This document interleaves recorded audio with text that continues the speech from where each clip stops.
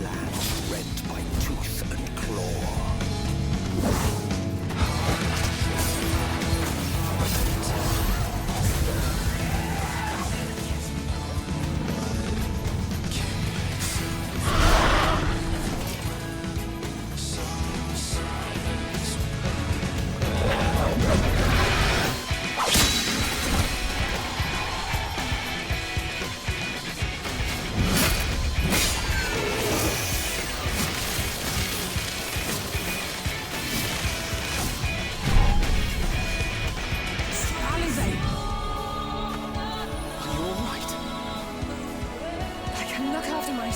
You know. And I've had enough of this rabble. Come on!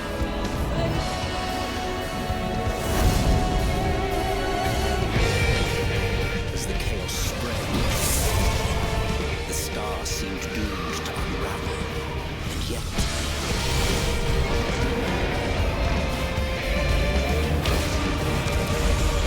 there were those who stood in defiance of that fate.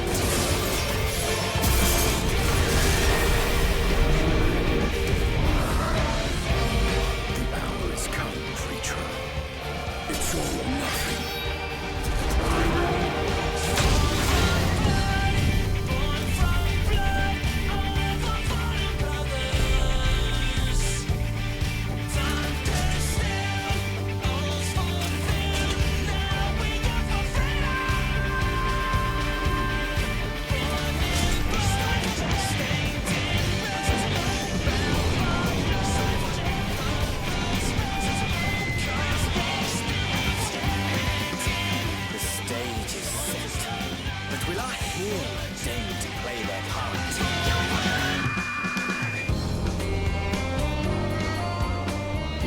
Time, 'tis as we feared.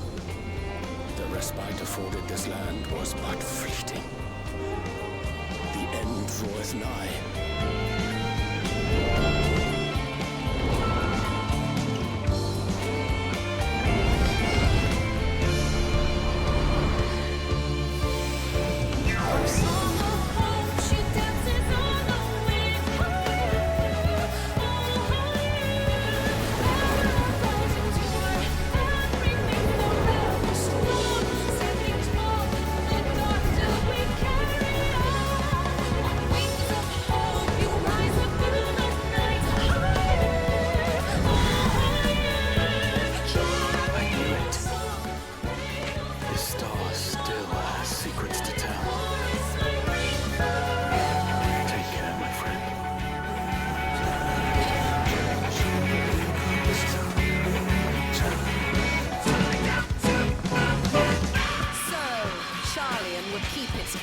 While the world is lost to ruin.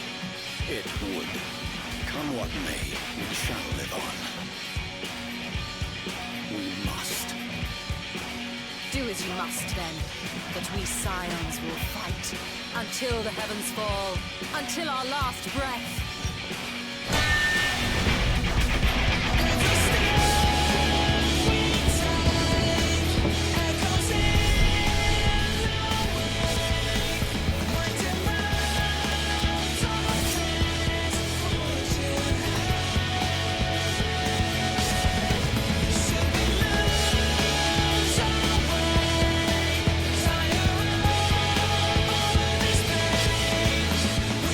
Past the far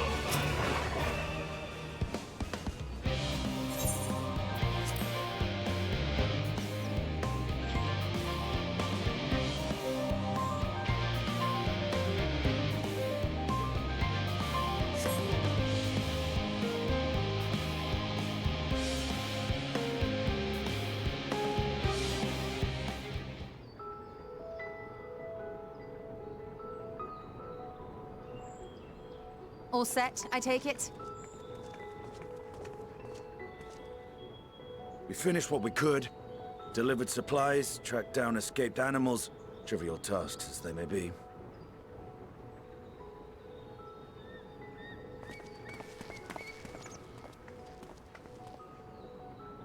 That's enough, don't you think? If there was anything more important still undone, that would be a problem in itself. The vessel is essentially ready for departure. All that remains is to load the final batch of supplies and see everyone on board. Once we've readied the ether burner, that is. Ah, had a feeling we might find you all here. Our consultations with the Loperates, too, have run their course. Pleased I am to say that our researchers' concerns have for the most part been allayed, though some insist on making adjustments to the very end. For their part, Livingway and her peers have graciously offered to stay and keep the people company, lest any lingering queries go unanswered. All that remains is to wait for the refined adamantite. Alphino, are you there? It's me, Cryle. Your special delivery has arrived. Round up everyone and come to the harbor at once.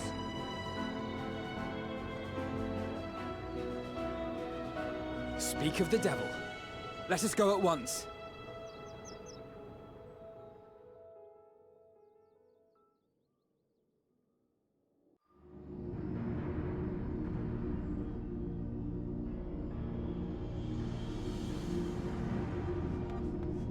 Forgive the intrusion, Master Fortuner. I bring urgent news. A great commotion has broken out in Scholar's Harbor.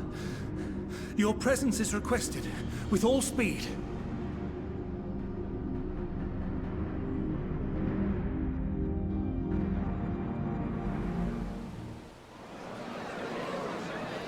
Now, where might this delivery be?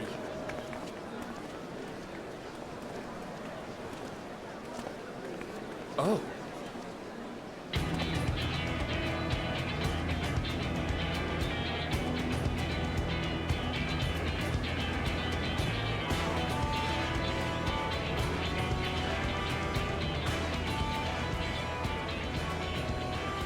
I'm sure it's very important, but we cannot accept these without the proper permits. By the 12! Surely, these can't all be.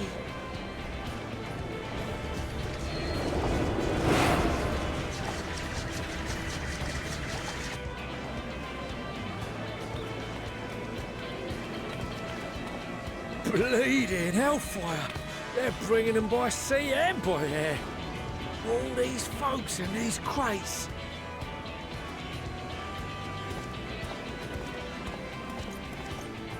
And more on the way. Got your adamantite right here. A bigger haul than any of these sorry bastards brought, and that's no lie.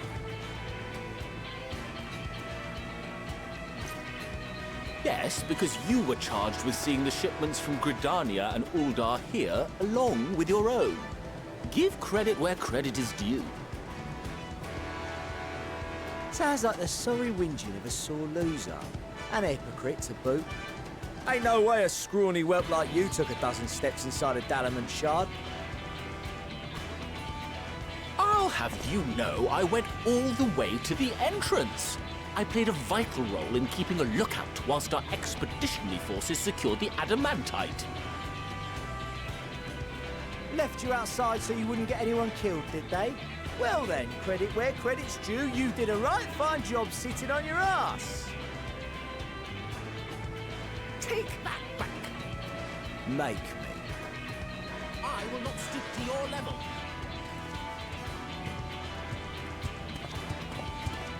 My, what a grand welcome party. Hancock and Saraban. We come bearing relics both sacred and Allegan, as well as a few other gifts that may be of help, to be presented with best wishes from the Eastern Alliance.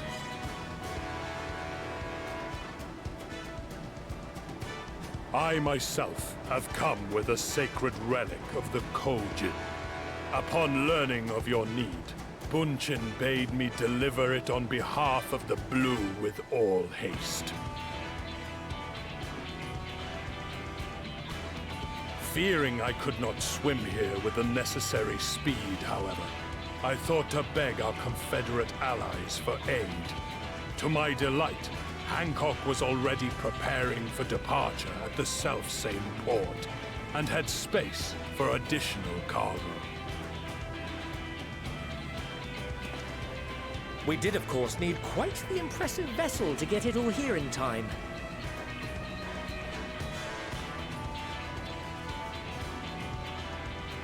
That is all wonderful to hear, but what of the extraordinary cost? I shudder to think of the ransom we must pay for such a bounty. Fret not for your coin purse, young Alphino. Lord Lolorito looks ever towards the profits of the future, and thus the East Aldenard Trading Company went to some lengths to reduce the financial liability. And since the Scions funded the entire venture, not a gill need be rendered up in compensation. Everything is already yours. We funded the venture? When? Don't let the name fool you. This coin keeper knows a thing or two about spending.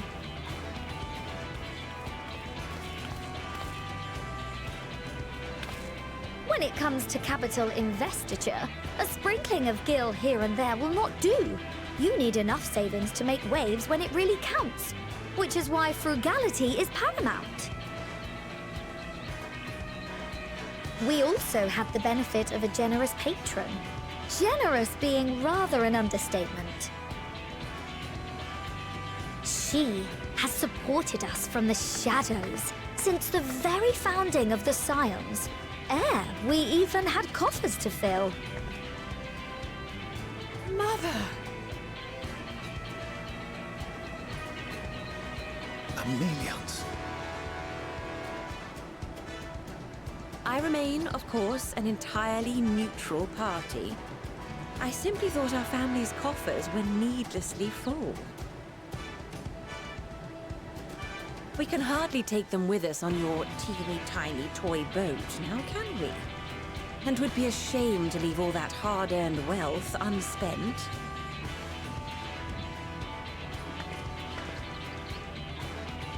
Waste not.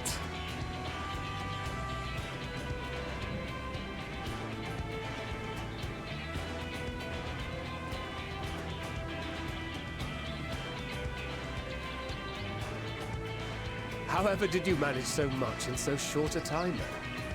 We expected word to reach only a fraction of our allies. Did I not tell you I have my ways? Erenville, you were involved too.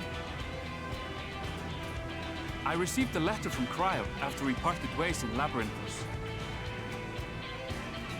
She explained what the Scions were trying to accomplish, and why you might soon require the services of the Gleaners, spread across the world as we are. I pray you do not interpret this as a betrayal of Charlie. I accept that the Forum's aim in pushing us to our limits was to preserve what knowledge we have, and I bear you no ill will for it. Yet, in collecting that knowledge, what I came to appreciate most about our star is that there remains so much we do not know. That is why I chose to help the Scions, to combat the obliteration of those countless, undiscovered wonders. I held no illusions that they would be less demanding taskmasters. Though, rest assured, if I had, I would have been sorely disappointed.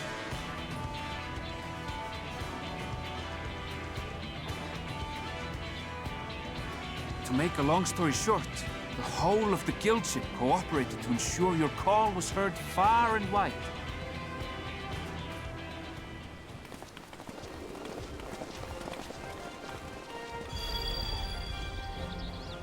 What's this about a ship that can fly to the moon?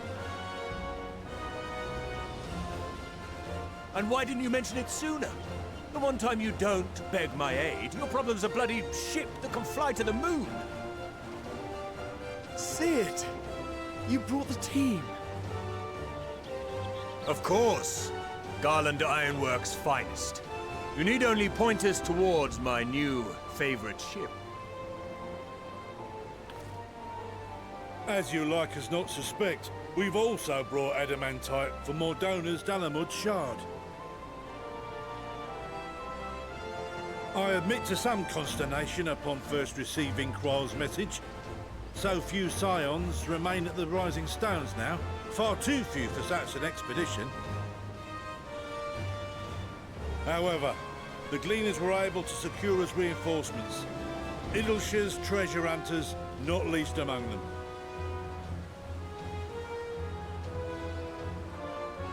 Fascinating as all this is, I fail to see how it explains your presence here.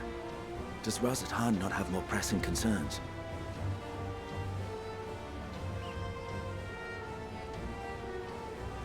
We do. Yet averting the final days would be the most expedient solution. That, and I am indebted to you.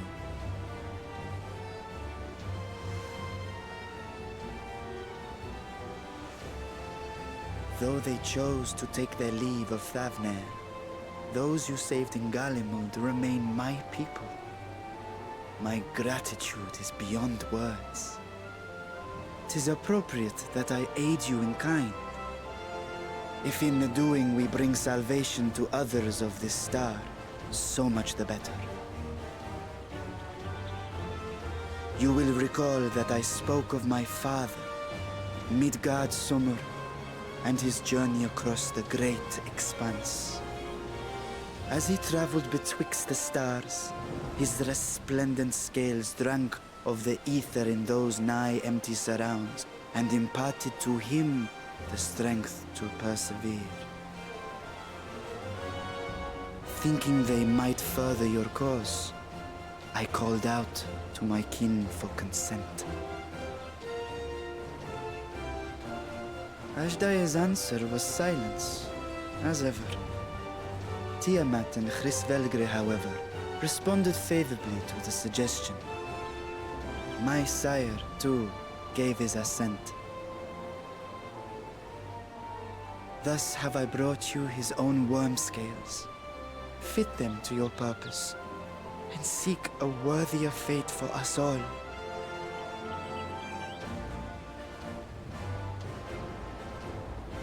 You'd be hard-pressed to find someone else so familiar with the unique properties of dragon scales. So I invited myself along.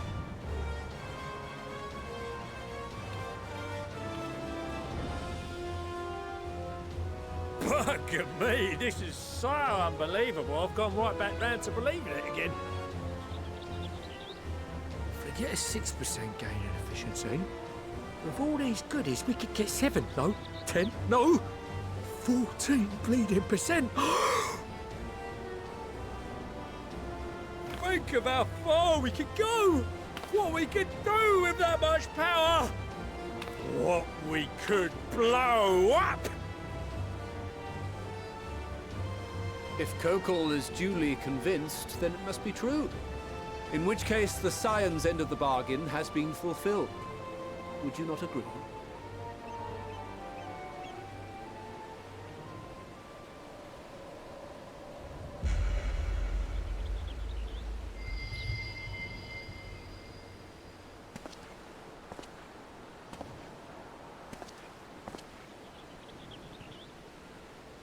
Yes, Father?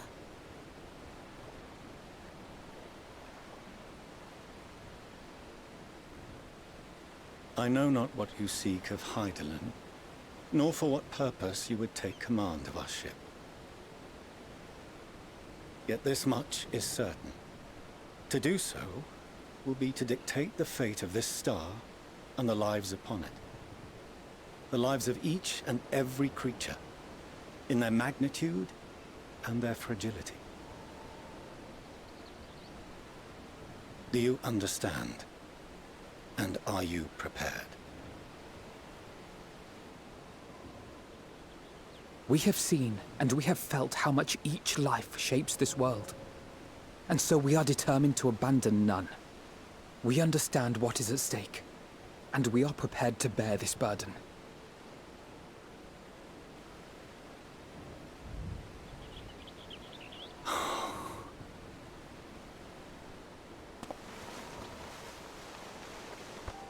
Then I will bear it with you. I beg you, share your struggles with me. As family.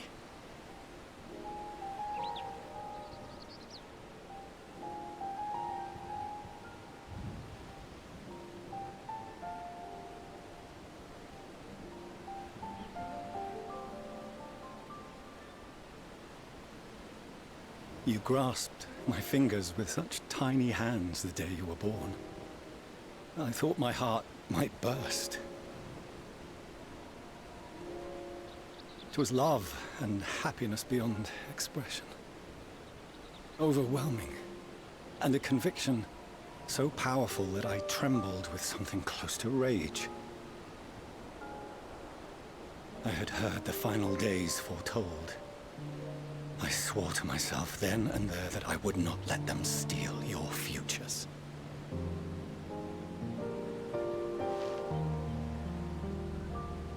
The great Exodus would succeed. Must succeed. No sacrifice or sin was worse than the alternative. If anything gave me pause, 'twas mine own father. The Archon Louisoix openly decried Charlian's policies, a perspective which I regarded with increasing disdain as I grew older. Yet even as part of me thought him a fool, perhaps I also hoped that he, of all people, would devise a brilliant means to save my children. A naive hope, but stubborn enough that I could never bring myself to keep you apart.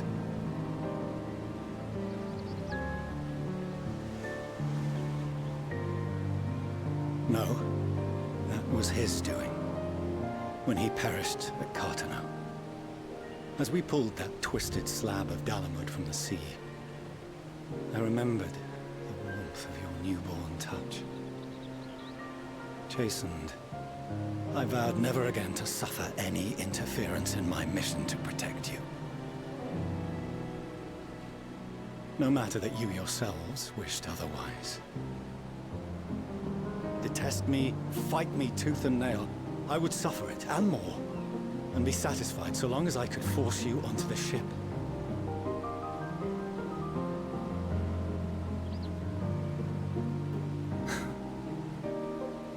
I was wrong.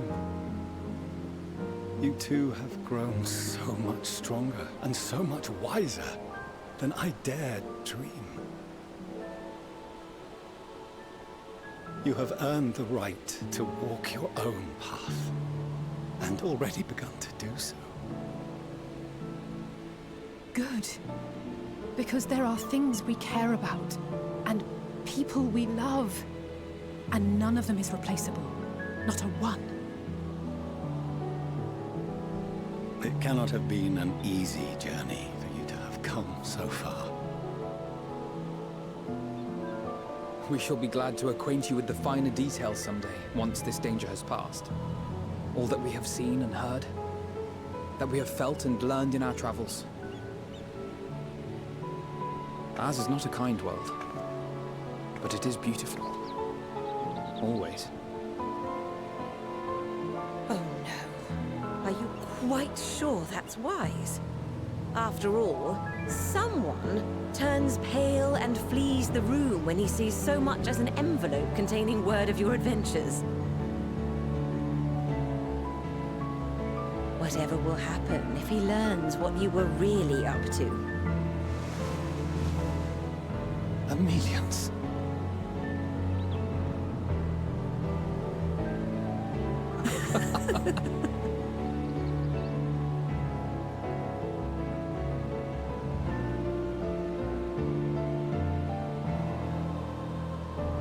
Though I have wronged my children most gravely, I owe you an apology as well.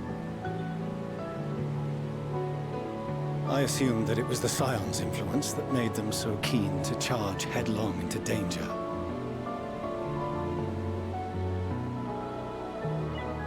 Yours, in particular. I see now that said influence instead brought them together with the many fine people gathered here today. In which case, I hope you continue to guide them.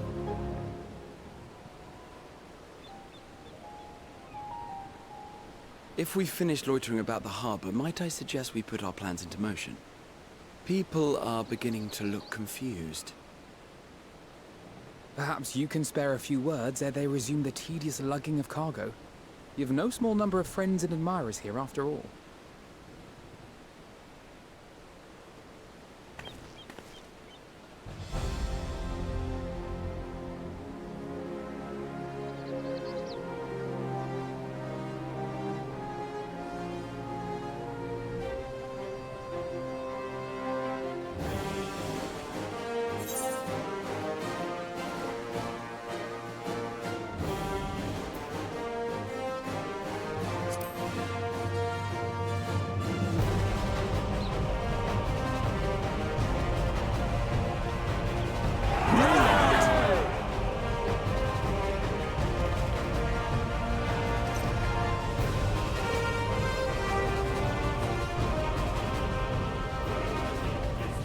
Your assistance is appreciated. Now, in an orderly fashion, if you please.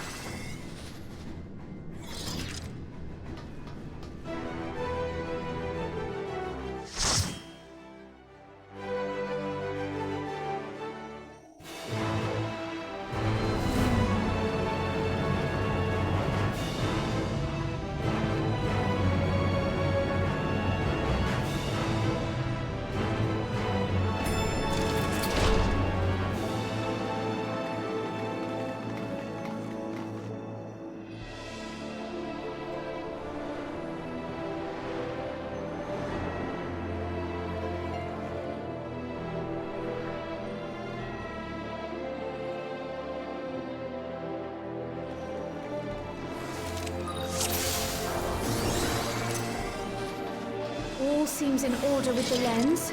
And I trust you can hear me?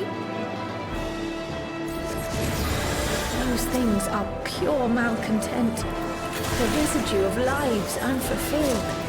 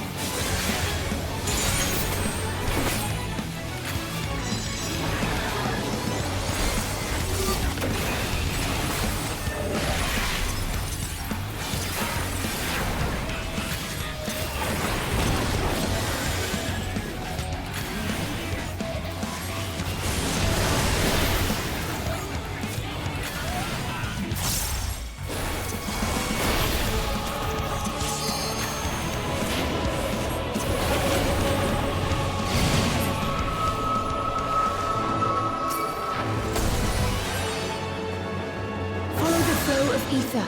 It will guide you.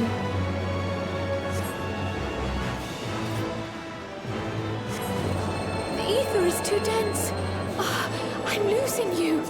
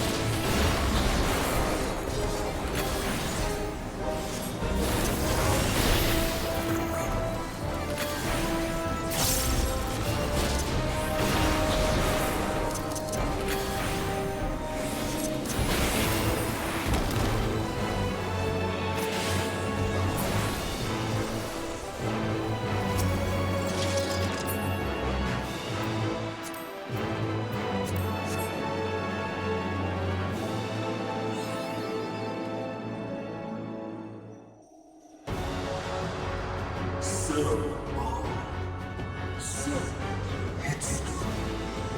stubborn. It's the last.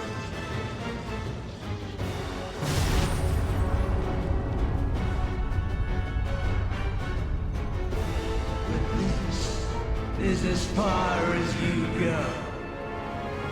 Oblivion beckons!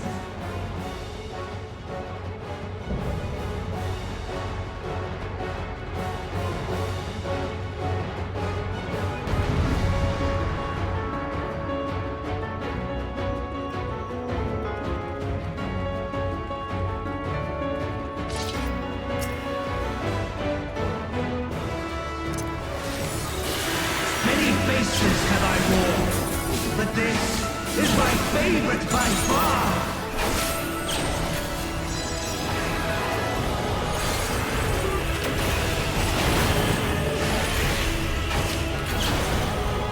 You will persist in this folly no longer!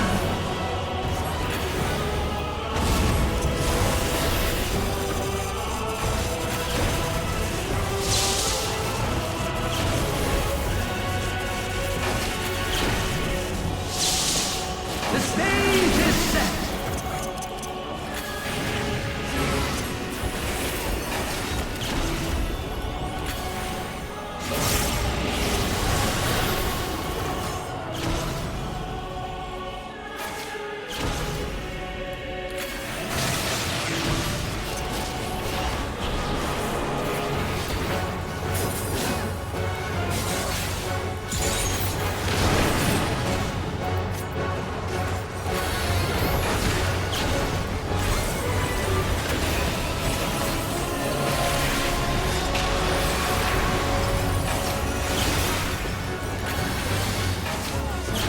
Let the curtains rise for the main attraction!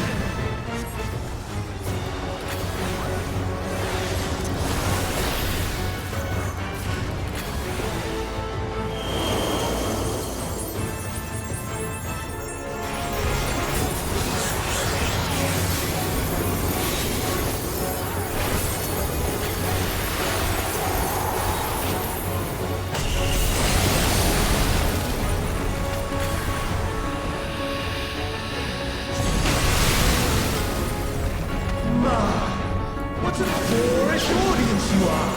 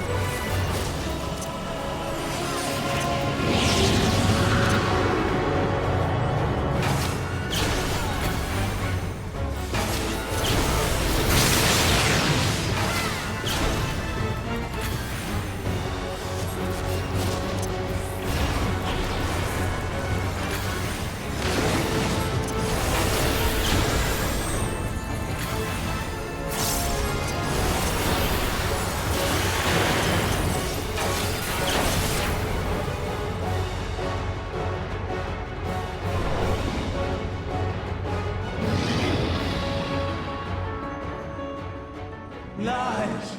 All lies! Your dreams, your hopes, your futures, delusions and lies!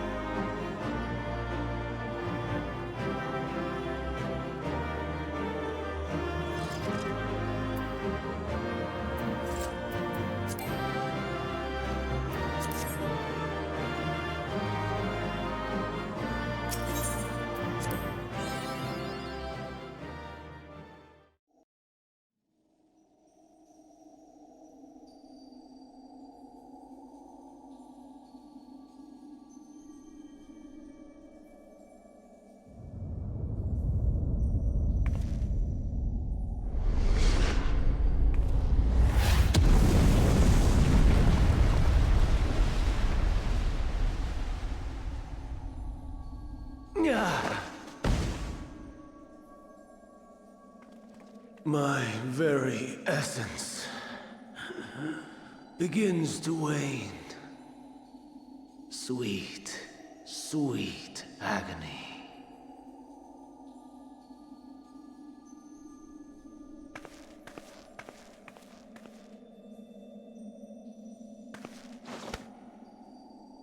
Leave this to her.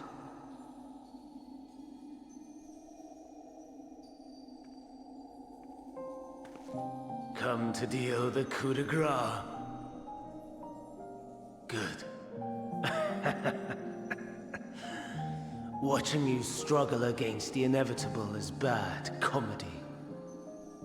Erase me from existence, soul and all.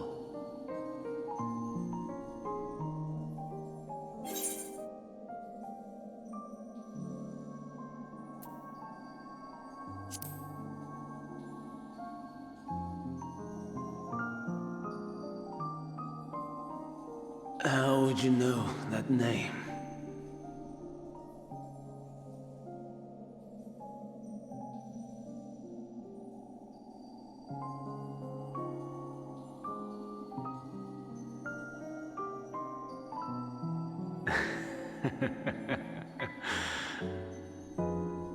Then it was you.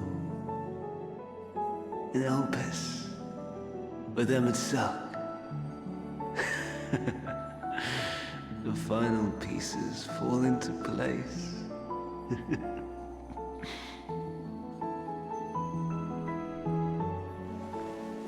In my halcyon days, as the mortal Ammon, I was haunted by a dream.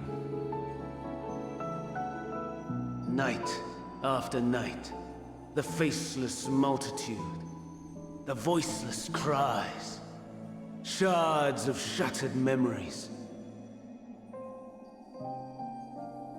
But slowly, the fog began to clear. This was Elpis. And I was Hermes. Recurring though it was, I paid this dream little heed. It was only when I was granted the seat and memories of Fandaniel that I knew these visions to be true. They were the memories of Hermes that he himself erased using the power of Kairos.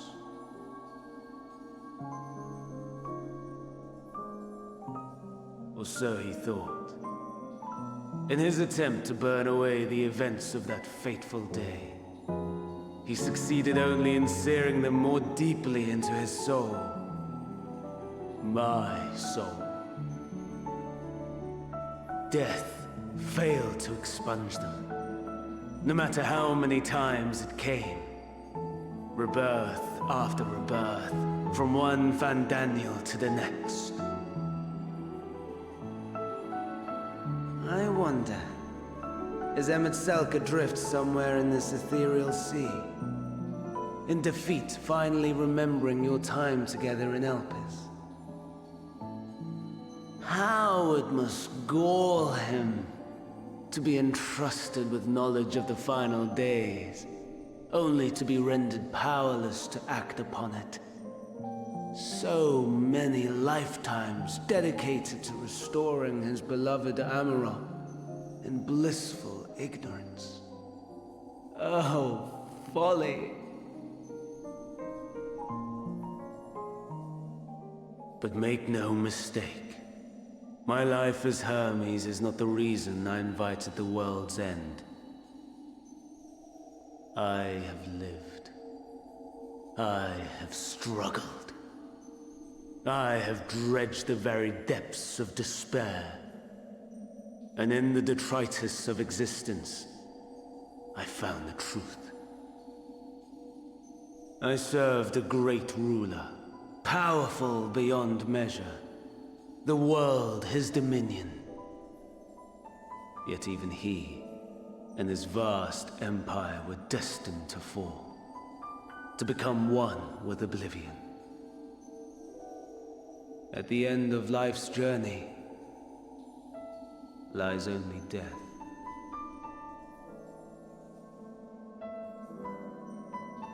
So I ask you, why live at all? We betray, we torment, we murder. We are wicked, spiteful creatures, without exception. If life is so sacred, so precious, why fill it with such misery? Man wallows in a hell of his own making without purpose or meaning. To live is to suffer, and I would end that suffering by my own hand. It matters not if it flies in the face of all believed right and just. Death is the only solution!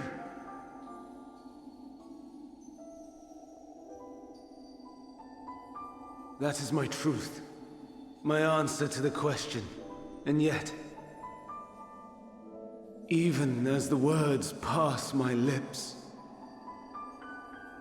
I am filled with doubt. Has my search reached its end?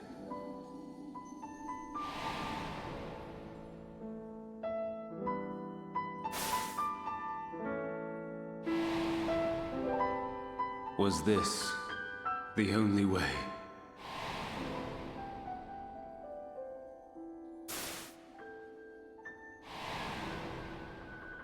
After all these years,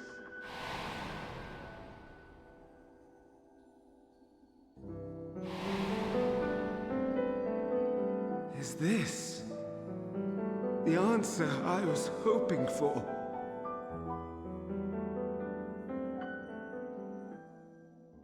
The lamentations of the damned. How it vexes me to see your conviction falter at the last. Van Dam, still clinging to existence, I see. You, who champion death so fervently, unwilling to accept your own, refusing to be purified and swept into the sea of souls. As do I. We prisoners to men, watching as the world turns.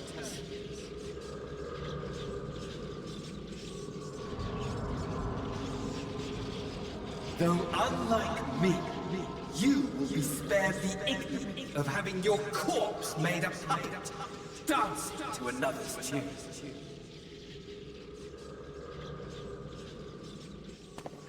Is that Arsahi? How very astute. But let me be clear, I have not come to consort with the likes of you.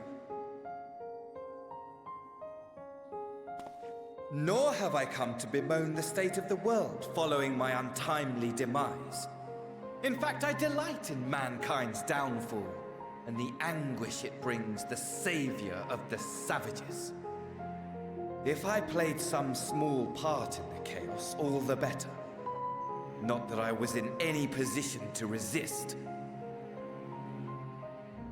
But to be made accomplice to the betrayal of Lord Xenos. I would die 1,000 deaths to exact my vengeance.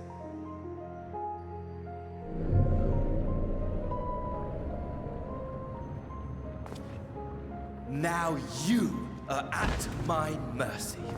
I shall drag us both into oblivion, and you will never see the fulfillment of your magnum opus. Even should you be reborn, your desperate search for answers must start again.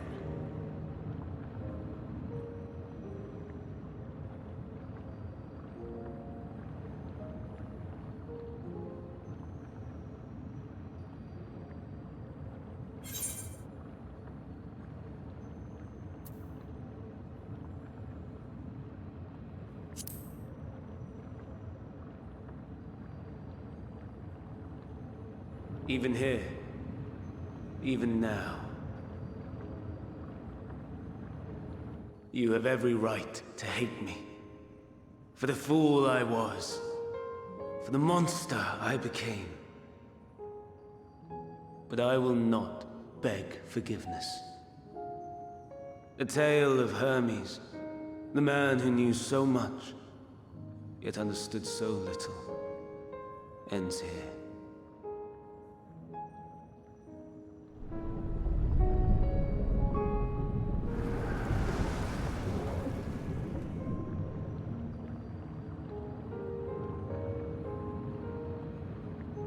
Don't try to follow me. I had more of you people than I could stomach in life. Never mind in death. Likewise, I pray we do not meet again. You had better hope not.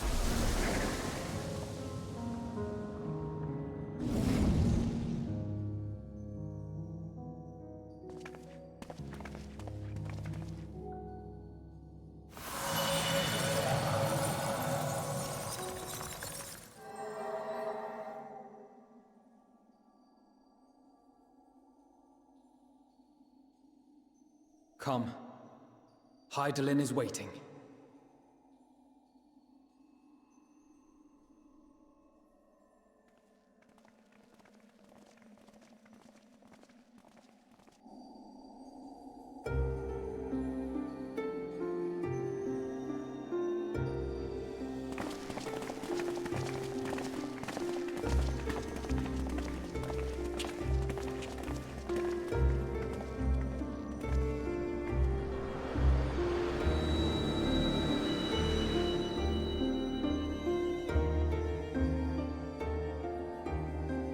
Brave travelers, I welcome you.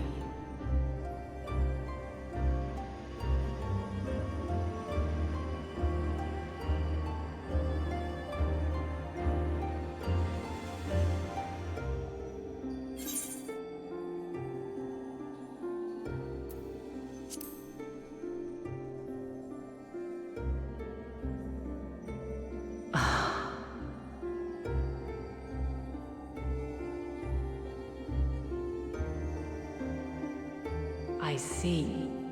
Thou didst journey unto Elpis. And now, the rivers of time converge.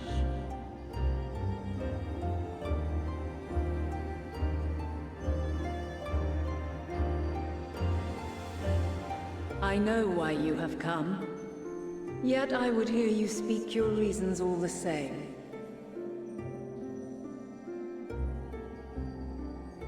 You created the moon to deliver mankind from the final days. But is that really how it has to end? We do not wish to abandon this world. We want to protect the source and all of its shards. To flee is but one of two paths. The other leadeth to Meteon, far beyond the stars, where she doth chant creation's requiem.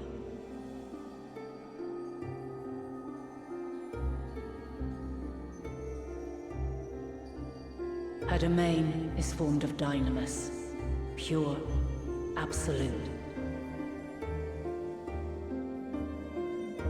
Where emotion and memory govern all, ether will avail you naught. Meteon hath gathered the pain and despair of countless stars, and to go unprepared is to go unto your doom. We'll beat her. We'll win. I swear it. Is what I might have said once. After everything I've seen, all the times I've succumbed to my own anger and fear. I can no longer pretend that courage and faith will be enough. But are we truly so powerless? That our only choice is to flee? Far from it, my child.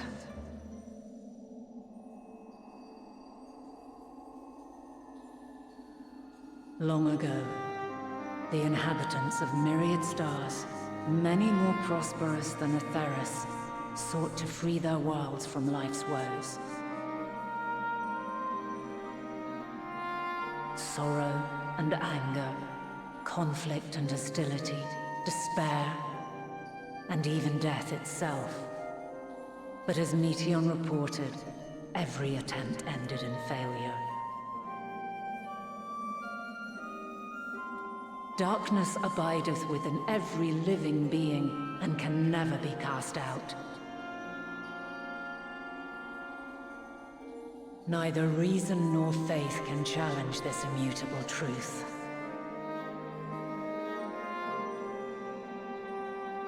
To live is to suffer.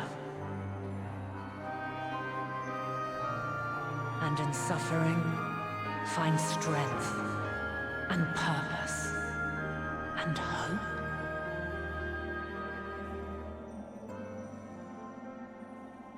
As you have done so many times before.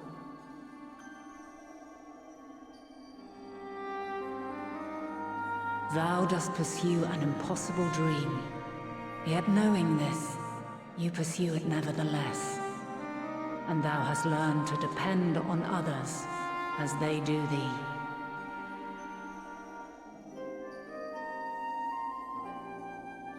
Thy yearning for the power to save the powerless hath ever driven thee to greater heights. Thou hast grown strong.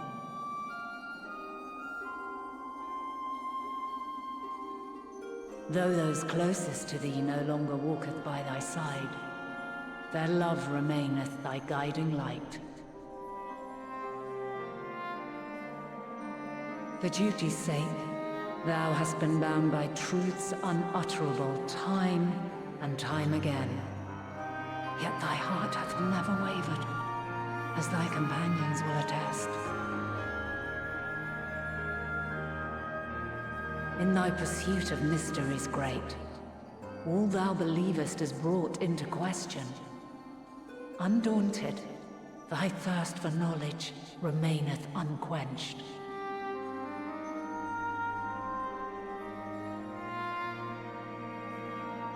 The fires of hatred that once burned in thy heart burneth no more. From their ashes doth spring the light of love, warm and pure.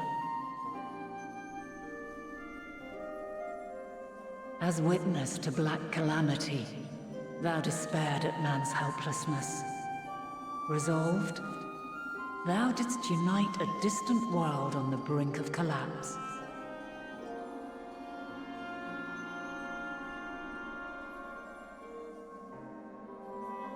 And thou, my champion, when all did seem lost, thou never abandoned hope. For every trial and every foe that did bar thy way, Thou hast proven equal to the challenge, drawing courage from the many bonds forged on thy journey. You have all known despair, and though the end approacheth, you walk on, heads held high. Therein lieth your power, the strength to silence the song of oblivion.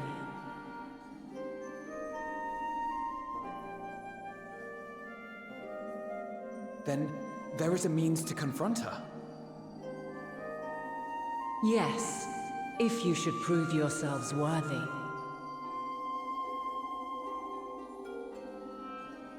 Hark!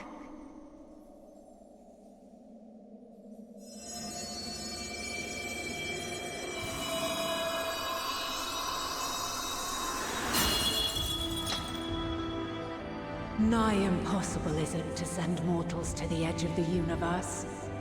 Should you fail, there will be no second chance. As the will of the star, I ask of you this. Do you possess the fortitude to stand firm when all around you doth crumble? Do you possess the faith to vanquish despair itself? Should you lack the strength to best a supreme deity, I cannot allow you to make the journey. You must leave this star and never return.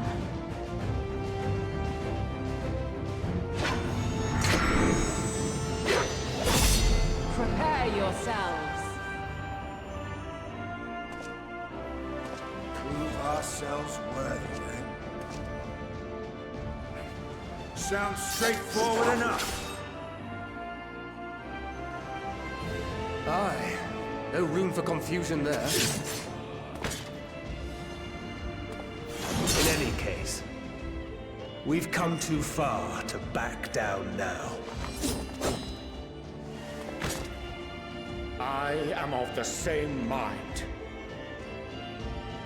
What power I have, I shall bring to bear.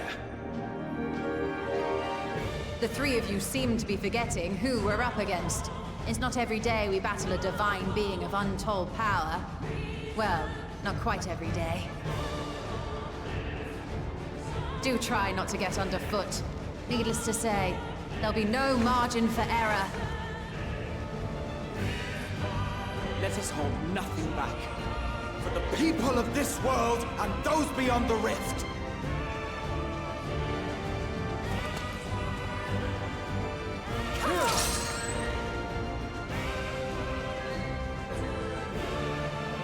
Alas, the question I posed to thee in Elpis hath remained unanswered these long years.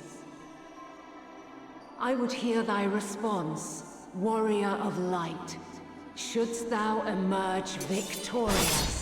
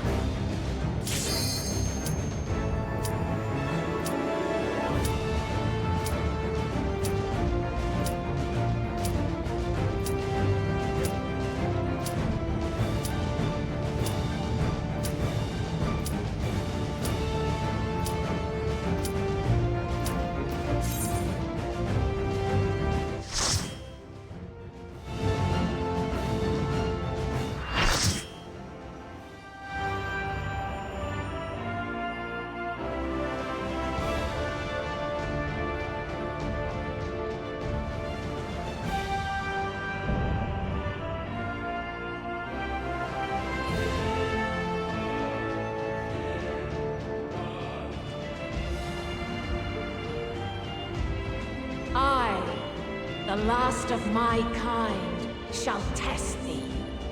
Come, prove thy worth!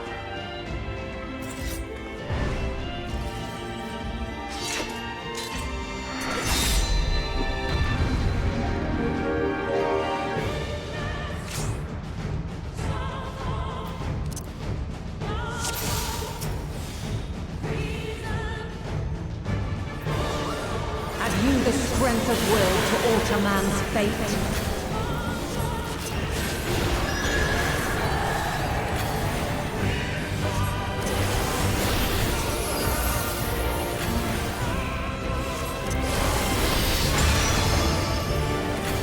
Change of arms. May the test continue.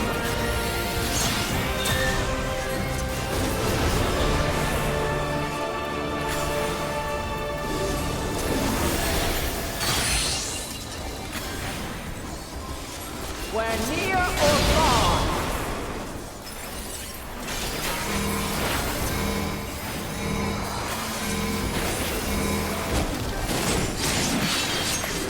And now this.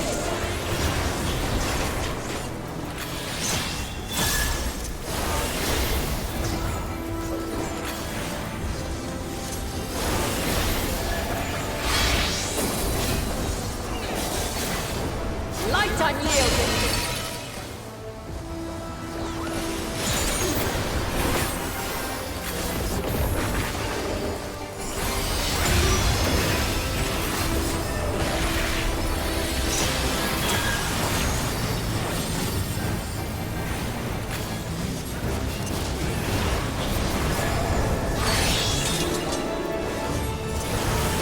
By blade!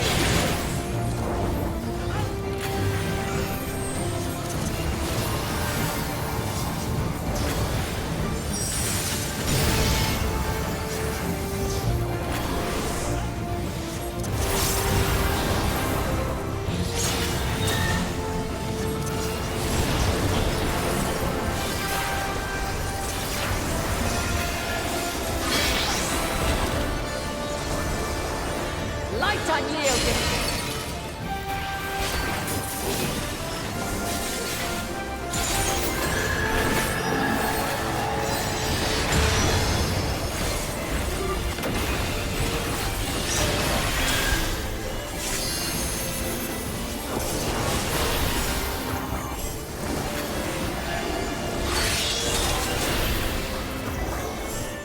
By blade!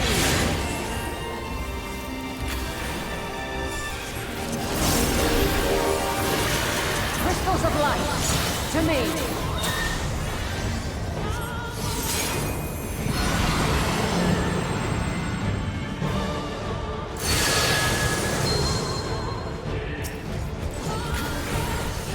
Here!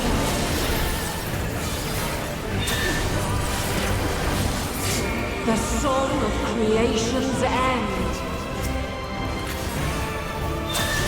Feel!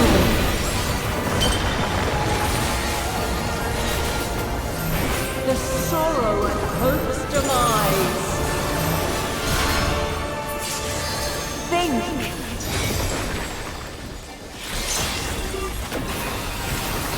And find your way in the darkness.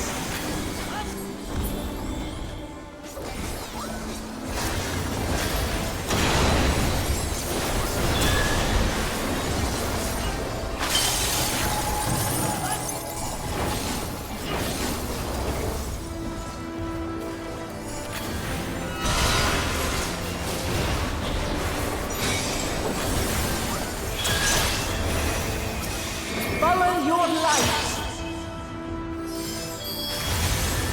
Or fly, my children, and never look back!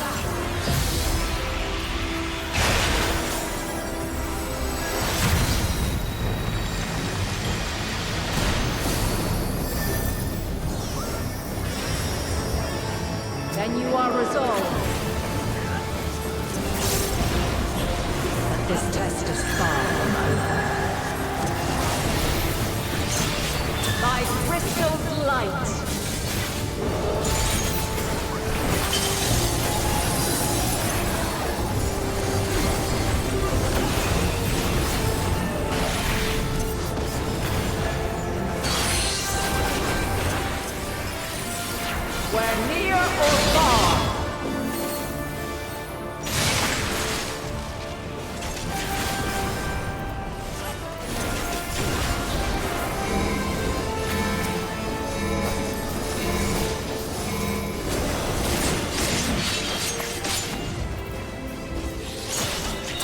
high or low.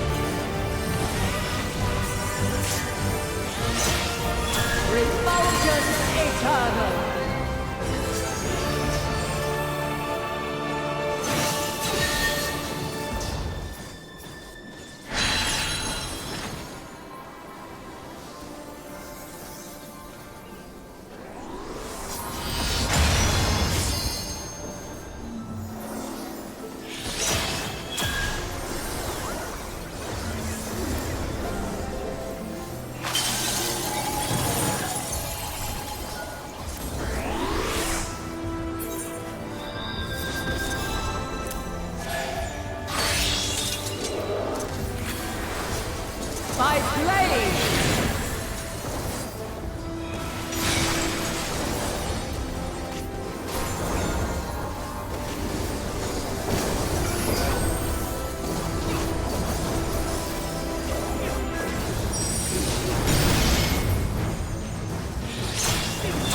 Succumb not to fear!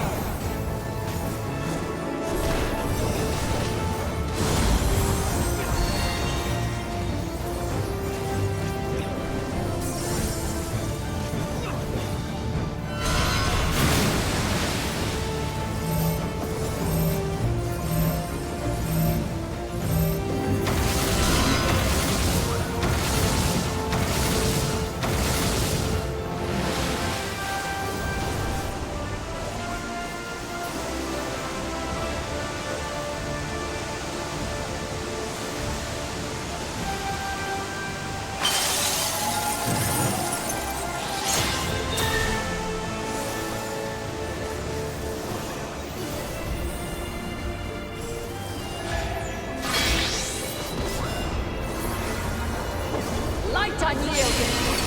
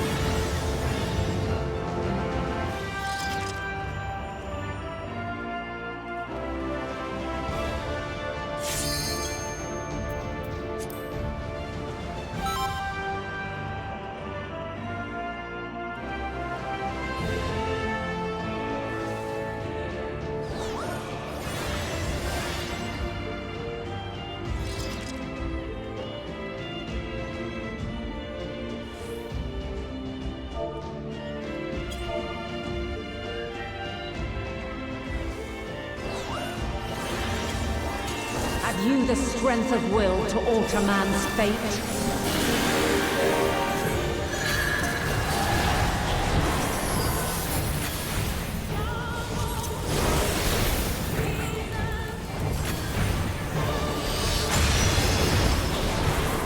Change of arms. May the test continue.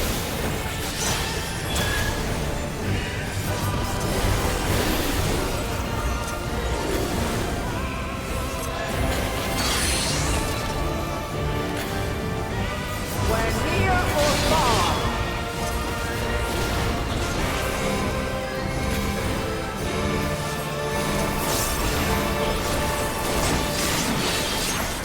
And now this.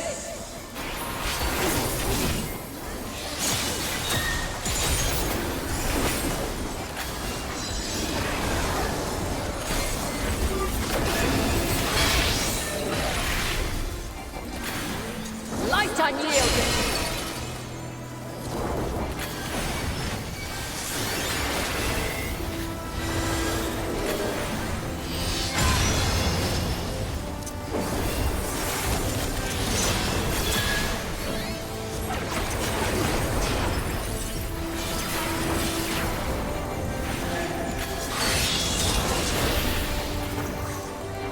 By blade.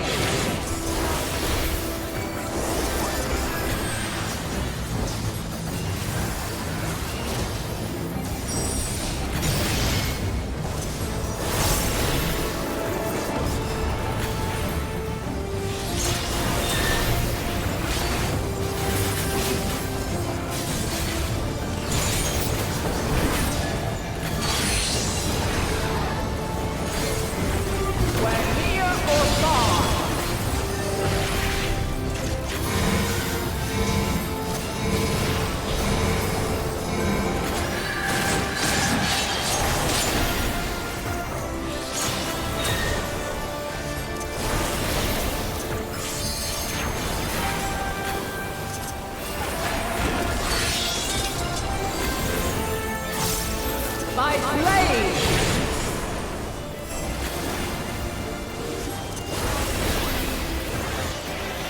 Crystals of light, to me!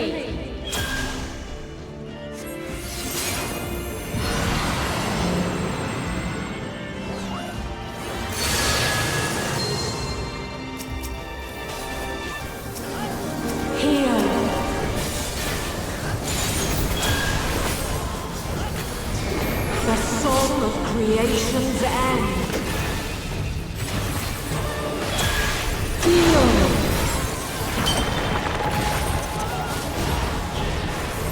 The sorrow at hope's demise.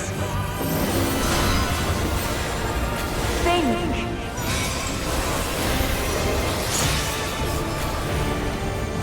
Find your way in the darkness.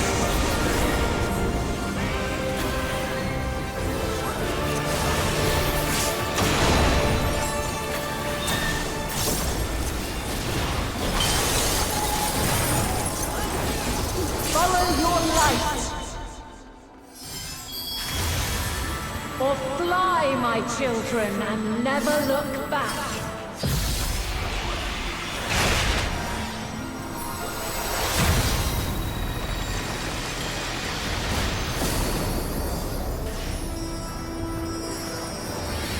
Then you are resolved. But this test is far from over. By crystal light.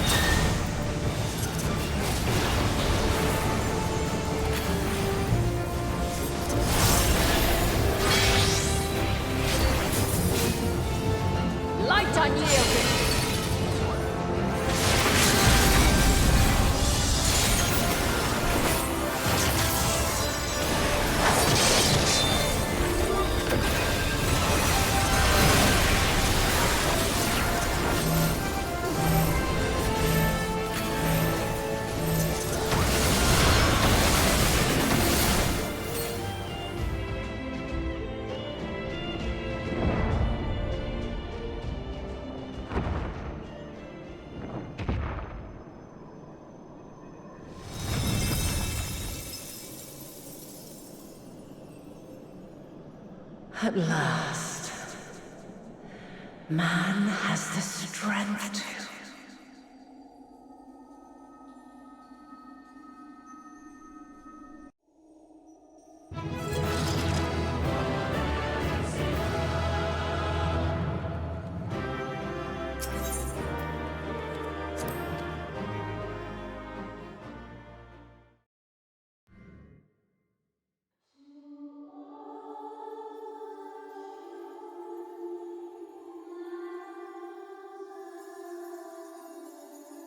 No!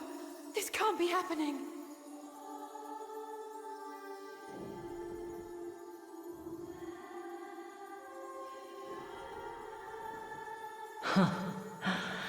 Though my power is in constant flux, I have always kept a reserve for this very moment. It was a true test of your prowess. You have done well.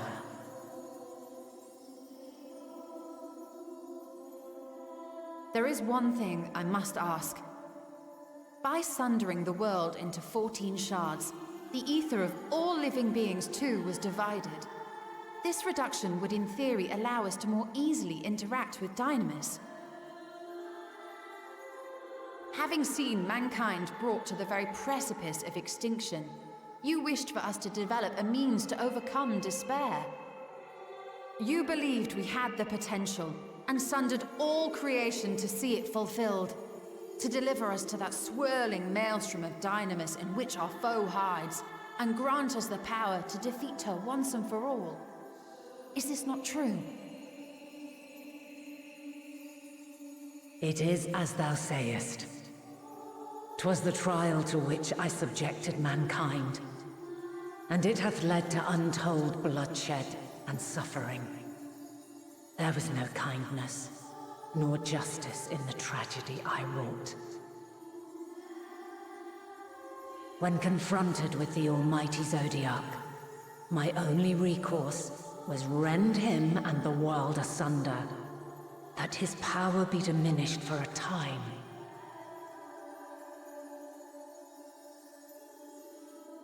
And so it came to pass. Now you, my chosen, have surpassed my expectations, surpassed me. I entrust the fate of the universe unto you.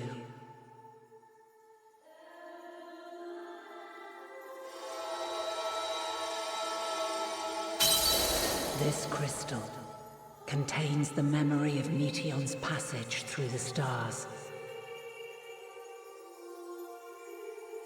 Deliver it unto the Loporrits. They will guide you to her.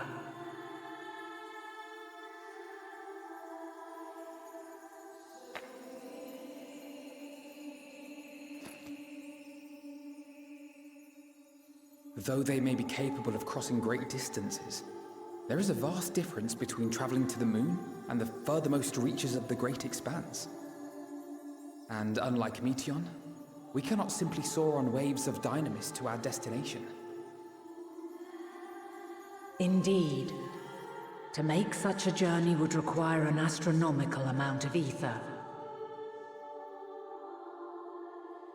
But a solution lieth close at hand.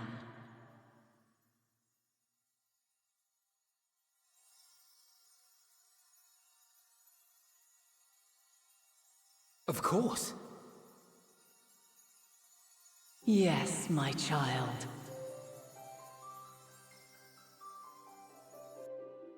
Ever since I became the will of the star, the ether drawn here had slowly crystallized.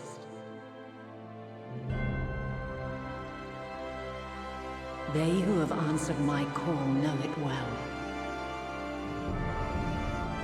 While I have remained hidden, it hath become the embodiment of the planet's will in my place. A faceless, omnipotent force of nature.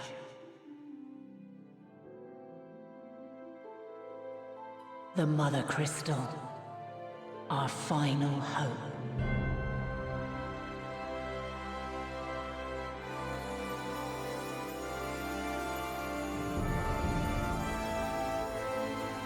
Alas, I can do no more. The fulfillment of this task doth fall to you, my chosen.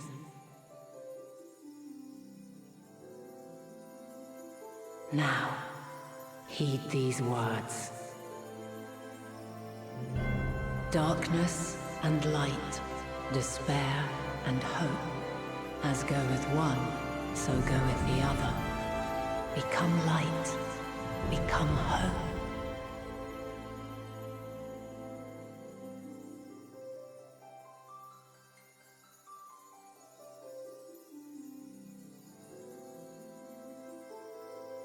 I have a gift for thee. Come closer.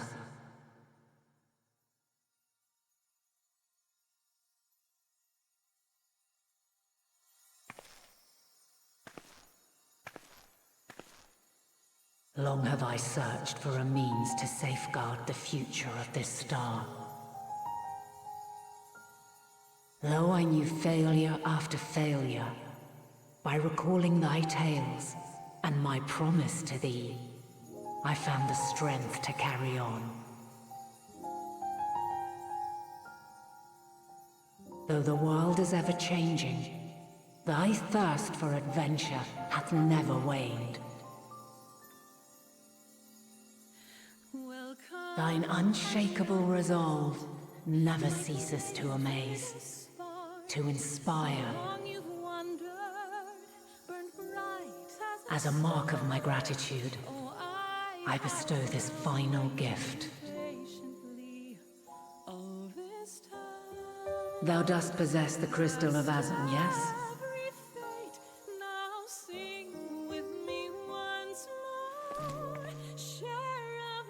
As Hydaelyn, I reside over the forces of stasis, tranquility, peace.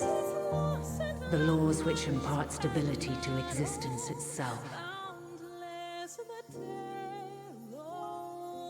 I will weave this self-same power into the crystal, granting thee mastery over matter, to give form to the formless. Use it wisely, or it will not last indefinitely. As thou hast seen on thy journey through the ethereal sea, souls are drawn to thee. Mayhap this trait will prove to be a boon rather than a hindrance.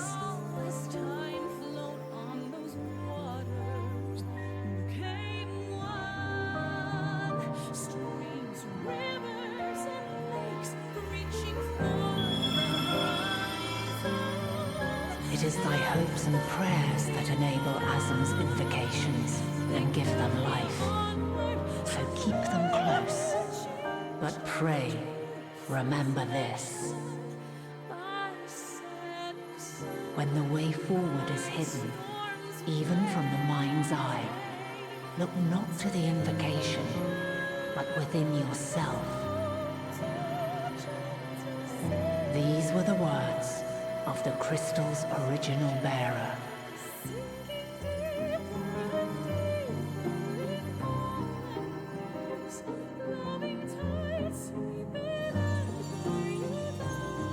With that, my work is finished. Fulfill our promise. Right the wrongs committed when the world was yet whole. Silence the song of oblivion. Teach her a brighter melody. Show her our journey is far from over.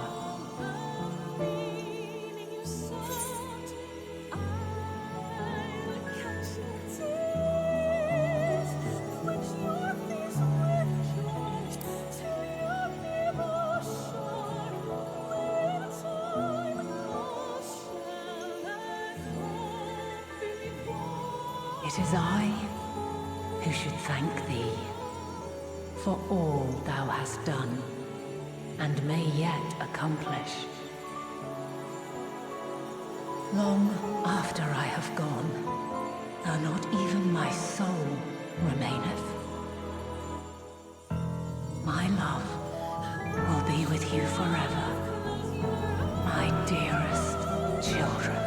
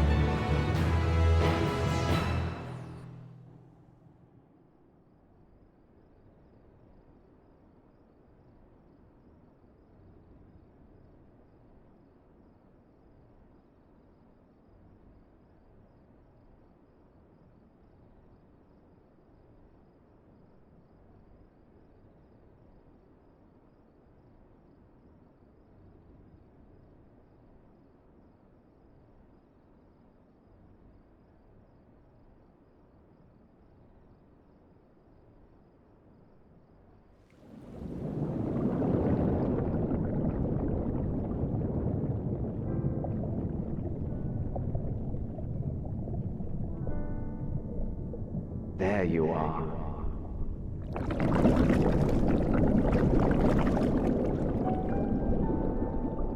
Some time, indeed, yes. For you, at least.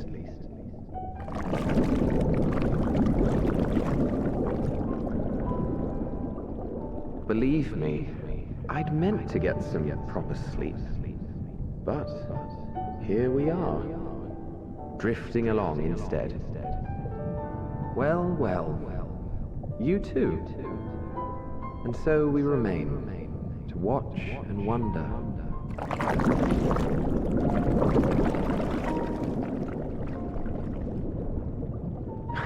Yes, indeed. To begin, we first must see the end.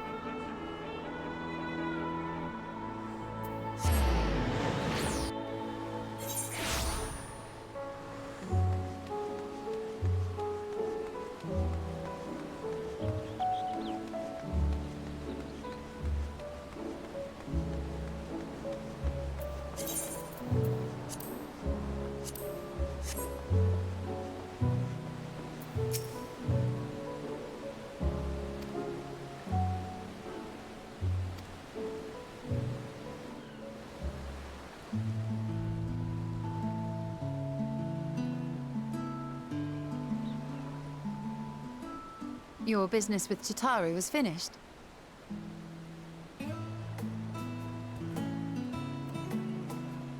My, what a thoughtful surprise. Whatever would we do without her?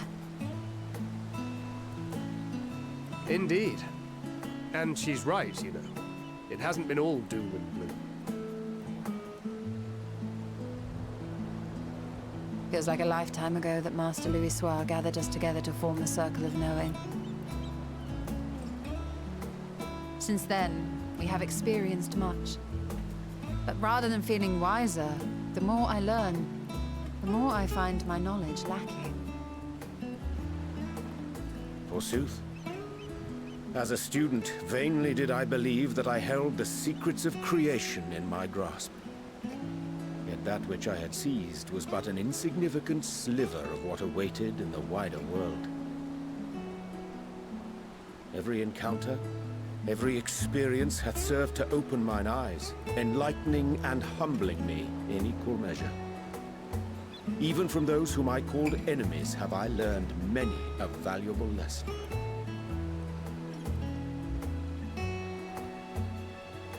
What will we learn at the edge of the universe, I wonder?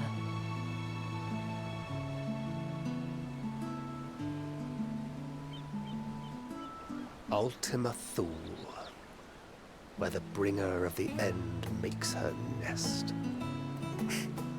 I, for one, can't possibly imagine.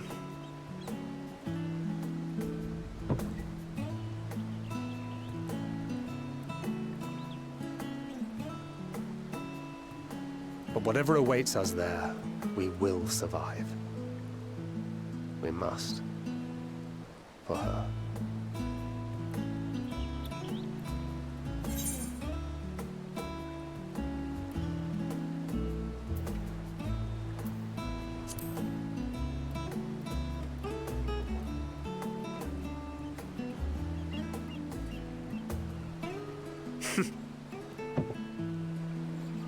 Gods, it feels like only yesterday that we went on that mission to Dryboat. We've both changed much since then, have we not?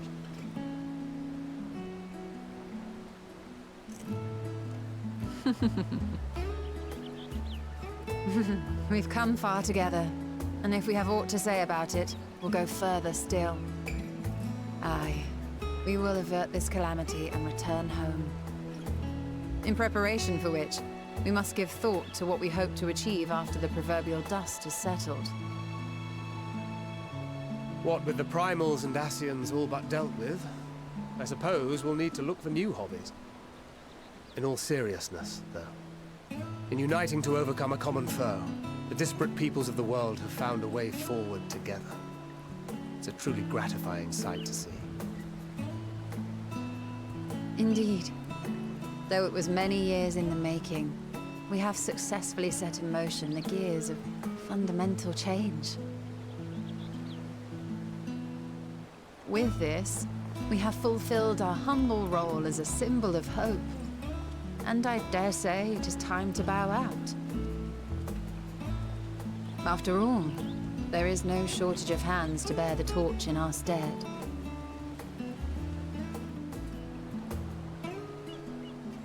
You know, I never really considered I might live long enough to see an after.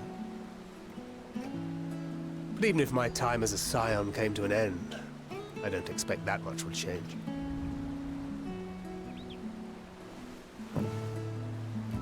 Traveling the world, going wherever the wind blows, lending a hand to those in need. A journey for journey's sake. It doth suit thee well.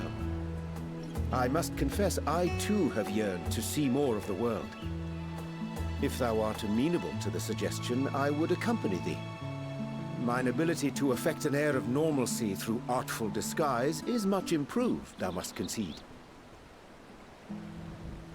Aye, well, improvement is relative. You still look suspicious no matter what you wear.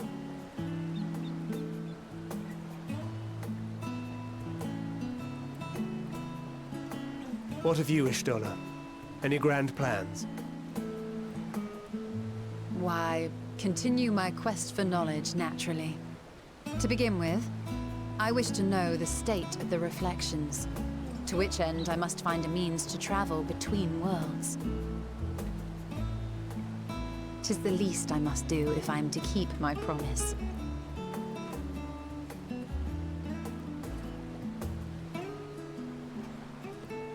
Should my pursuits prove unduly arduous, I won't hesitate to call on you. And in return, I will take you to see Reen one day. I'm sure you cannot wait to see the fine young woman she has become. Spare me.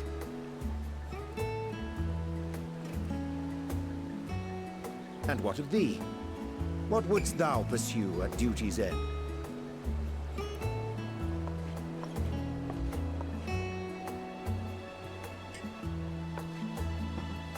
Here's yours. My apologies for the wait. Well, shall we make a toast?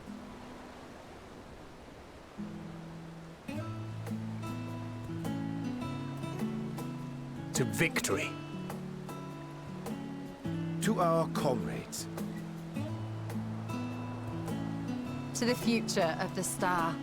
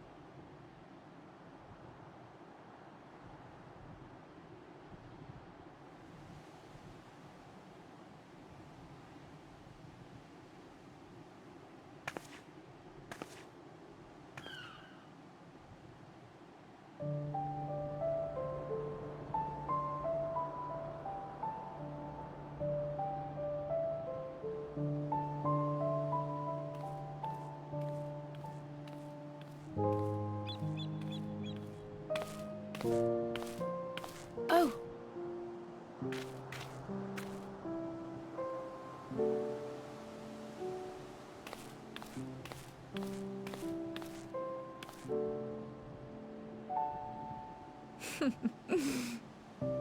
Knowing them, they're probably dreaming about the celestial adventures to come.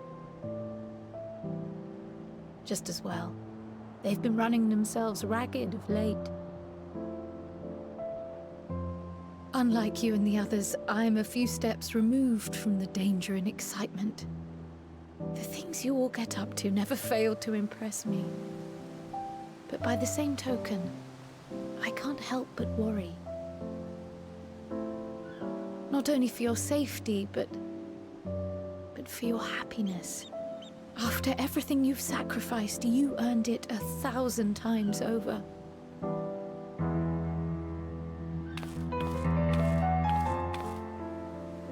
From from the simple pleasures of tucking into a hearty meal or collapsing into a comfortable bed,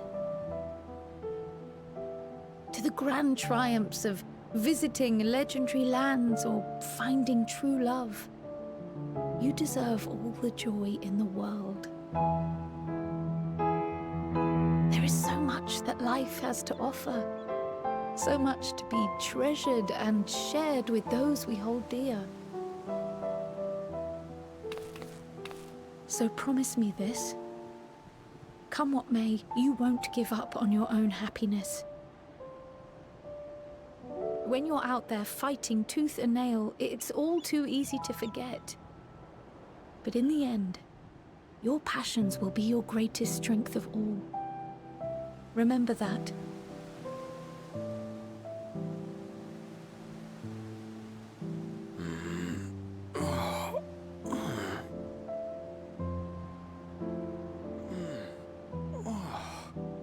This feels familiar. Well, 'tis good to be...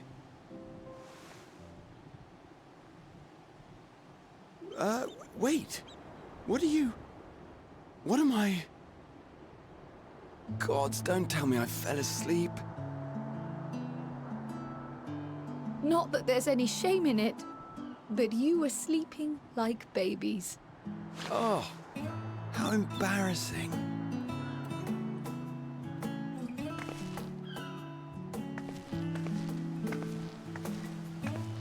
Not a word to anyone. Understood? Not one word.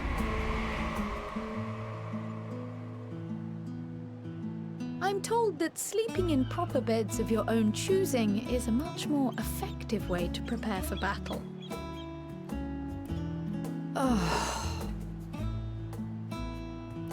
So, what were the two of you doing here? I had a few books to return to the library. Thought I'd take care of it while I could. And you?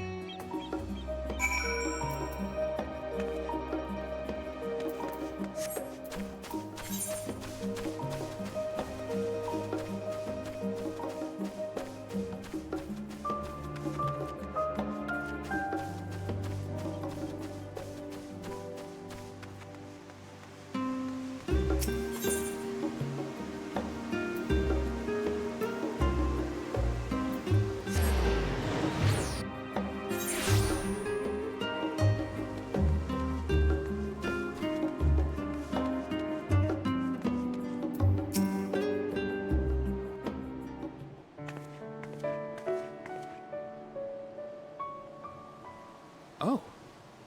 What brings you here?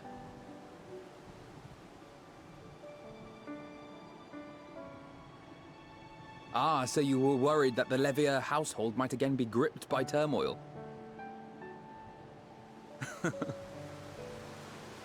All is well, I assure you. In my letters home, I had made mention of Estinian, you see. My mother wished to meet the legend in person, and so we arranged to have a spot of tea together.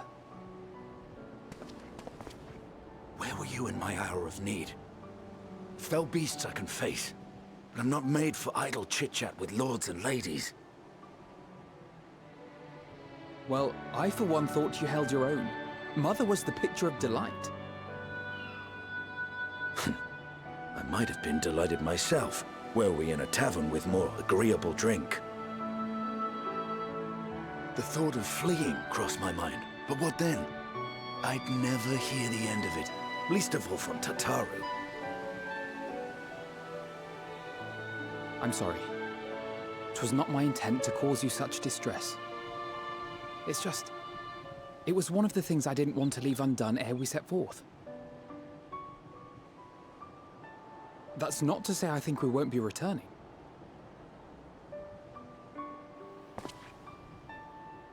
Yet, given what lies ahead, I did not wish to leave for later that which I could do today.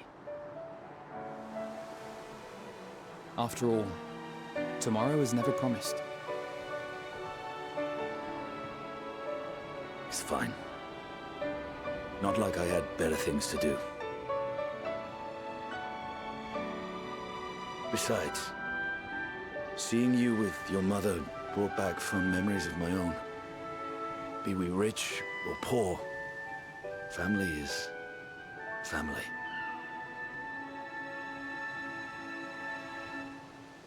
Well, it's past time we were on our way.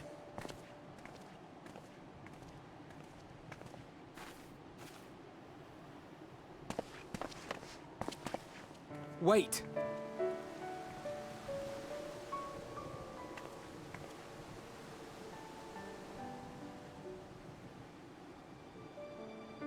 Since I left home, I've made a great many mistakes. Mistakes for which I can never make amends. But through it all, you didn't give up on me. To have returned here with you at my side, it means more to me than you know.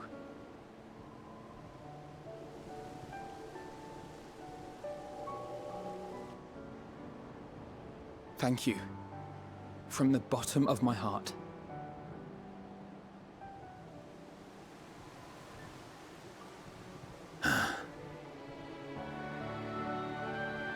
Forgive me, but it needed to be said. I'm the one who owes you thanks. Were it not for you, I would not be alive today, nor come to terms with Nidhogg's spirit. I am ever grateful.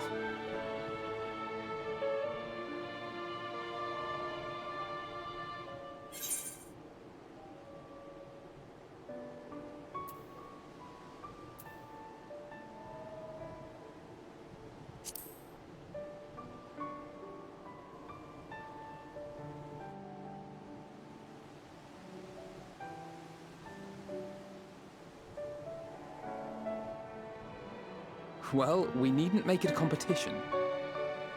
You know, this must be what Hydaelyn meant when she spoke about depending on one another. However treacherous the road before us, together we will prevail.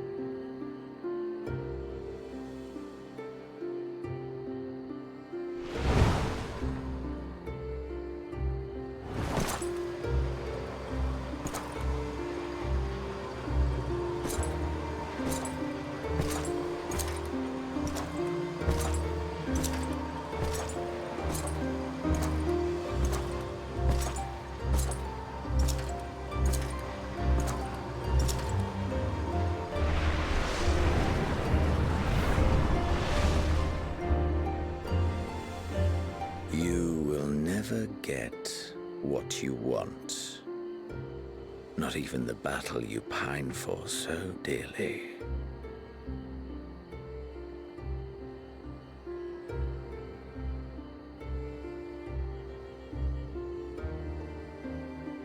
In that transcendent moment, what was it that I sought in you?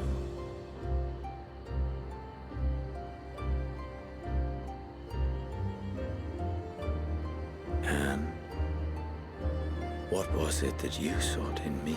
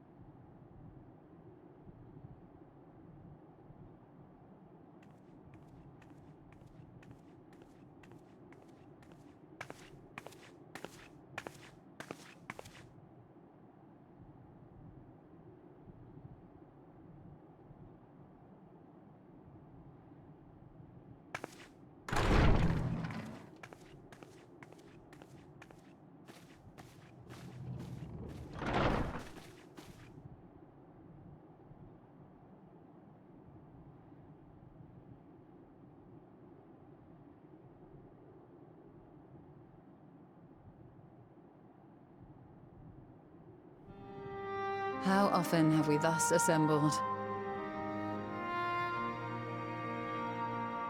To combine our knowledge and seek solutions to the problems before us. Back at the Waking Sands, it was all we could do to address the most minor of troubles. Who could have realized what we'd find when we began to look to the sources of the realm's woes? At the Rising Stones, we made great strides and shared many moments, from the joyous to the sorrowful.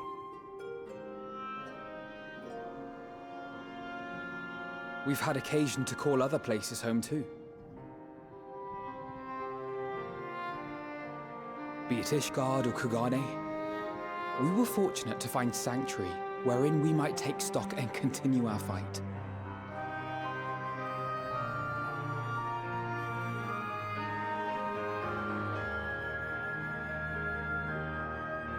I was honored to host this company in the Crystarium, to stand with you all as we confronted the truth of the star itself.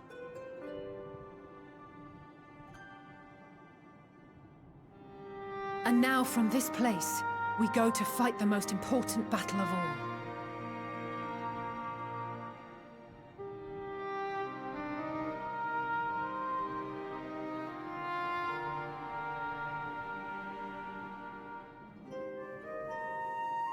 The Forum has sent word. The Ark is ready. The Loporrits naturally will be commanding the vessel.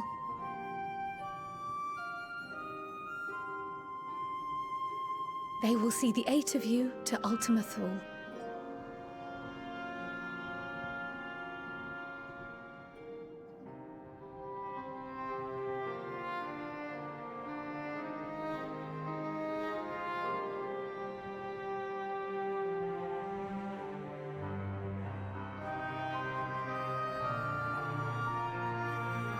Upon arriving, your objective is to find and vanquish Meteon.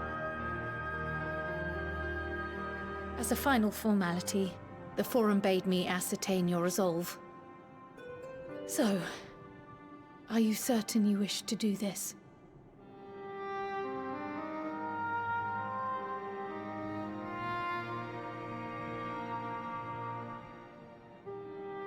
We are.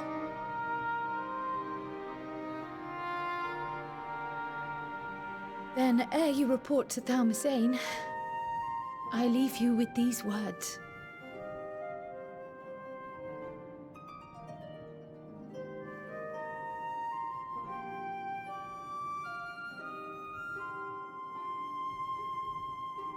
You must triumph.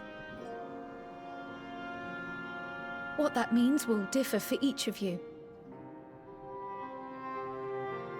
To make it back home, or to simply avert doom, or perhaps something else altogether. Yet whatever it is that drives you, I have faith in its power to see you through. So please, triumph.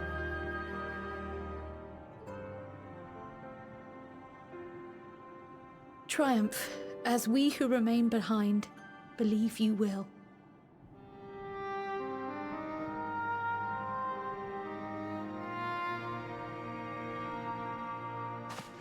Let us be off then.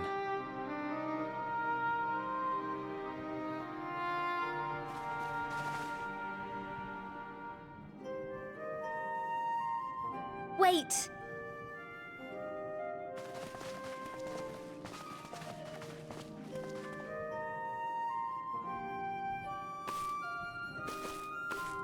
Both Kryl and I will be there to see you off, but as your receptionist, I feel I need to say this here.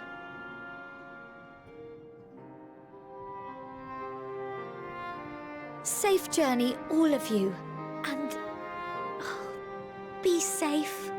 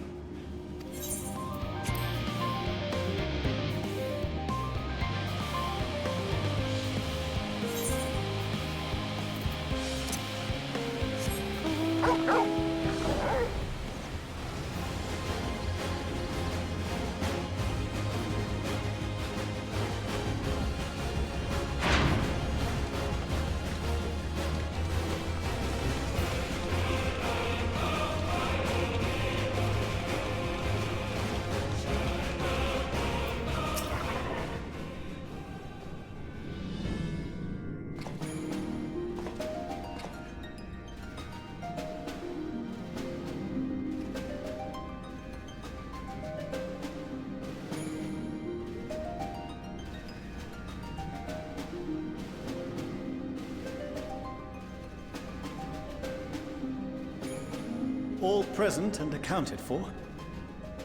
Good. As you will have heard, the Ark is ready. All that remains is to board and be on your way. I've seen my fair share of tight schedules, but this was bloody murder. But we did it. We finished the ship. It's safe, fit for purpose, and looks good to boot. Aye, it's a garland through and through. I really don't know what we'd do without you. Thank you for everything. Well, the work was hard, but we've learned a lot from it. After all, it's not every day you get tasked with building a starfaring vessel. In case you're wondering about payment, the ongoing existence of the world ought to do. But feel free to throw in a colorful recounting of your journey on your return.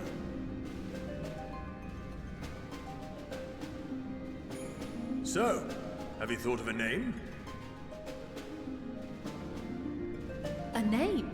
Wasn't everyone just calling it Father's teeny tiny toy boat? Well, seeing as its purpose has changed, I thought a more eloquent name was in order. I suggested as much to Fortuno, who seemed quite amenable to the idea.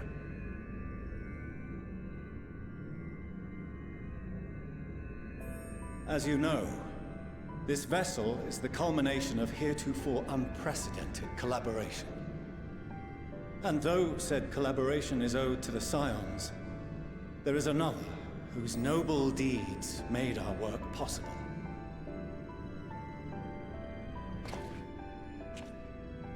From a fragment of Dalamud, we obtained not only advanced materials such as refined adamantite, but the knowledge to traverse the stars.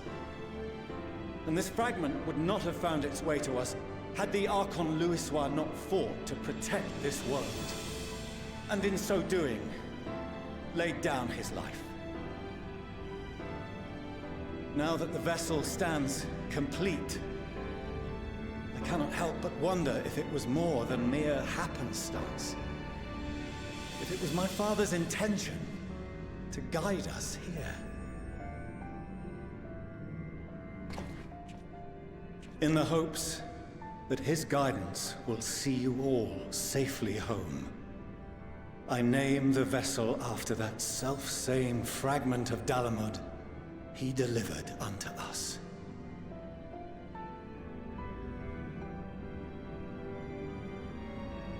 The starship Ragnarok.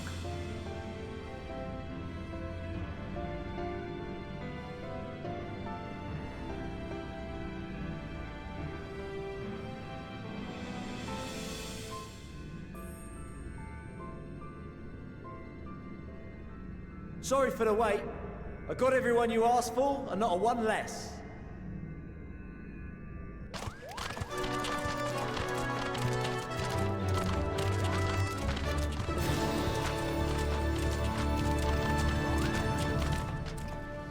What are you all doing here? Oh, I invited them. The representatives of those tribes with religious inclinations. You've done a fine job of readying the Ragnarok, but for it to take flight, we'll of course need the power of the Mother Crystal. Given its immense size, however, transporting it would be an absolute logistical nightmare, not to mention we'd need to shatter it into tiny shards for feeding to the engines. But a brilliant idea came to me. We convert the crystal's energy into forms that can transport themselves!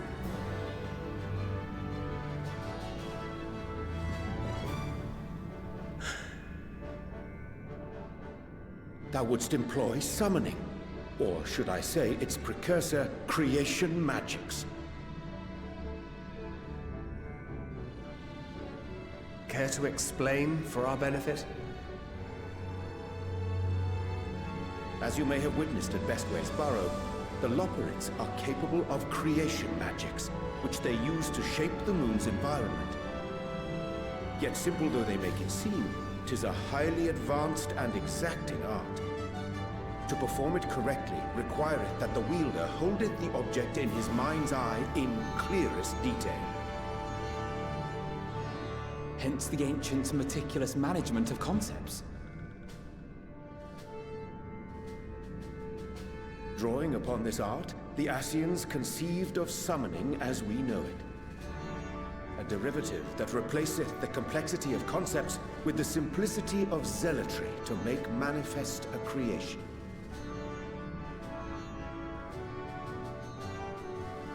I see. By combining the Loporrits' magics and the tribe's faith, we convert the Mother Crystal into primals of purer form and greater obedience. Summoning as it was intended, one might say. Indeed! Indeed! While Heidelin gave us the ability to use creation magics, she forbade us from using it to make anything possessed of a soul, or similar. She didn't say anything about fulfilling the desires of others, though. So, borrowing our friend's faith, we'll create deities using the Mother Crystal's power and send them to the Ragnarok! Am I the only one here concerned about the risk of being turned into a tempered minion? Oh, right, I was getting to that.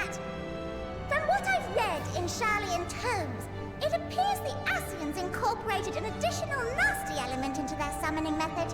The fervent desire to assimilate others into one's belief. Beings thus created are instilled with the self-same desire and use their powers to enthrall people, starting with the summoner. In contrast, our creation magics, the original and the best, except no substitutes, don't incorporate any of that rubbish, so there's no risk of tempering. I mean, if the being was on the scale of Zodiac, you might feel a little tug, but I think we'll be safe enough.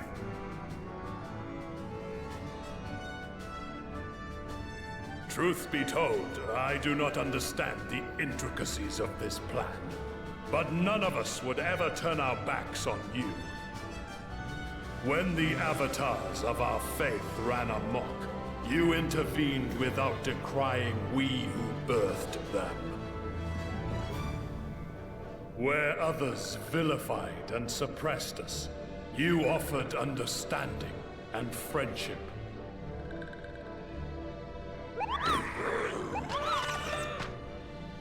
In gratitude, we will share with you the true expressions of our gods. Not malevolent deities, but benevolent saviors. Alright, you lot, we're heading to the ethereal sea. Stay in sight, else you're liable to get lost. Lead the way!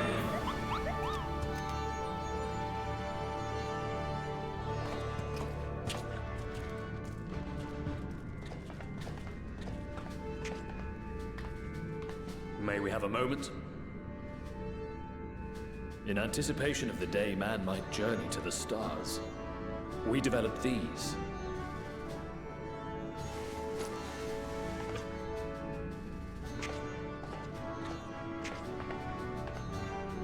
Portable teleportation devices. One for each of you, designed to work in tandem.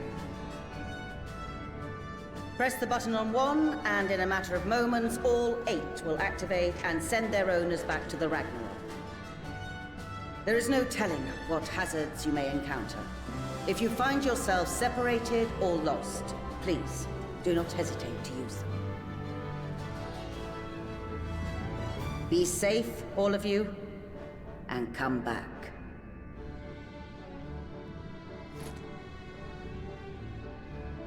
You as well.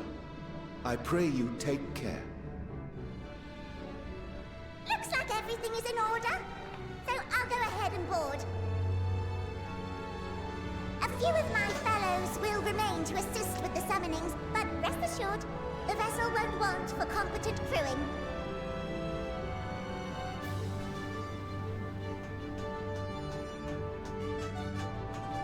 If you are ready, then you should board as well. Go, and Godspeed.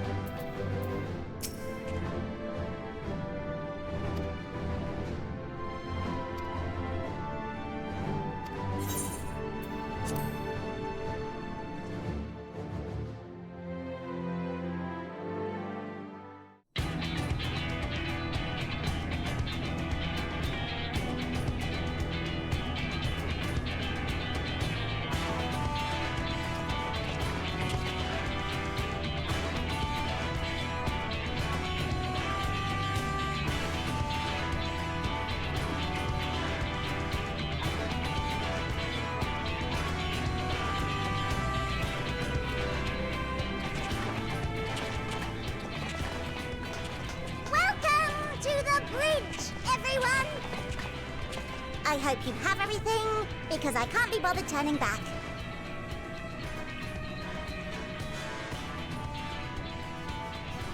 Right then, make yourselves comfortable. We're setting off in just a moment.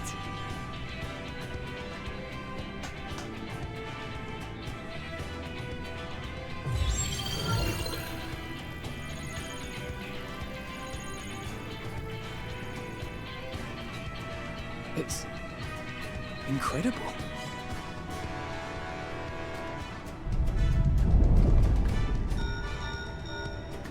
This is Fortuno. Can you hear me? The preparations for the summonings are complete. In accordance with the 14th phase of the plan, we have moved the Ragnarok to the launch site. The gates are open. You may depart when ready. So, are we ready?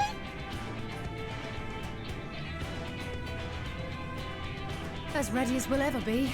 Let's get going. Oh, come on. The burnt-out star's got more fire in its belly. Try it again, with feeling.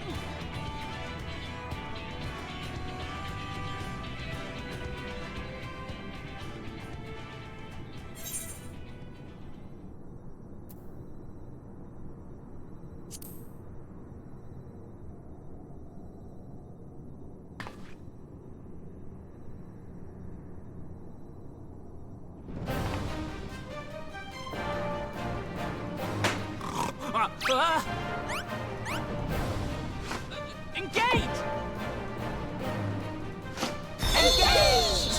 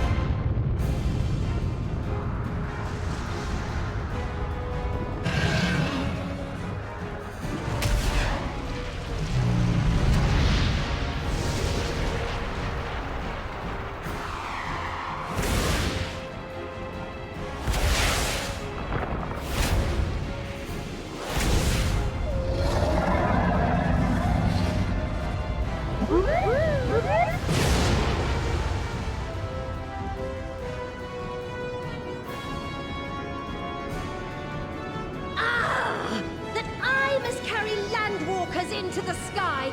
I cannot imagine a greater indignity! Do not sound so, for thy mighty winds exist not only to buffet and batter. Nay, they may serve also to thrust forth with vigor. Such is thy glory, and thus it is an occasion to rejoice. So come, let us revel!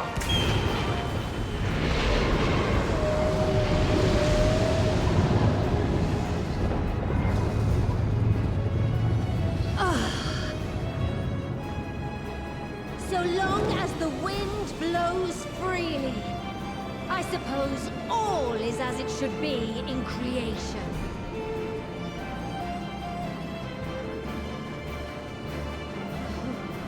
I will render unto them a storm, that they may pierce the firmament and fly free!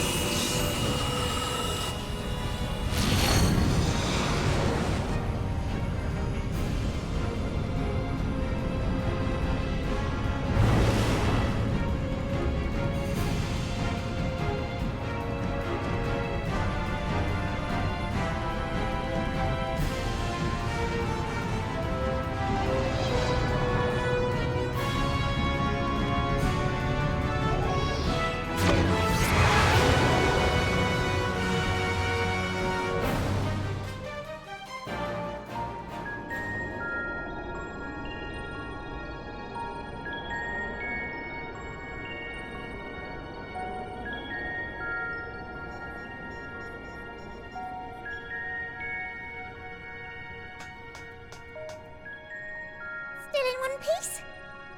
Good. Sleeping Way? Report? All's well. Fantastic, even.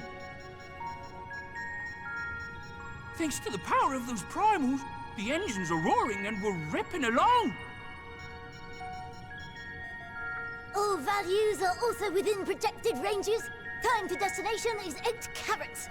Perhaps 7 at a pinch.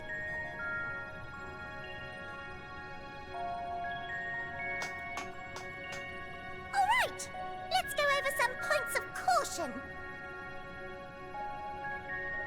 Our destination, as you know, is Ultima Thule. Lest you wonder, the place is not a star so much as a patch of emptiness. That's the extent of what our equipment could determine, anyway. From what we know of Meteon, she's likely used Dynamis to obfuscate her location. So, in conclusion, we'll only know what's there when we get there. The crew and I will see to it the ship's ready to take off at a moment's notice. We'll support the search as best we can, but it'll be your paws on the ground, assuming there is any. But everything will be fine, I'm sure. Hydaelyn believes in you, so you ought to believe in yourselves. Just don't do anything I wouldn't, like waiting too long to use those portable teleporters of yours. Personally, at the slightest sign of trouble, I'd mash the button to bits, and you should as well. Understood. We promise to be careful. I suggest you brace yourselves. We're about to arrive and the vessel will shake a good bit.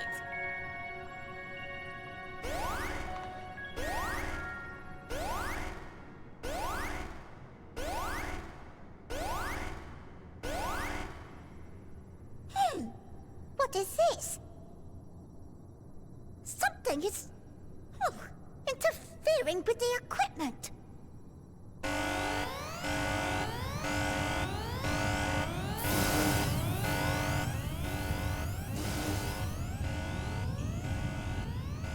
Greetings.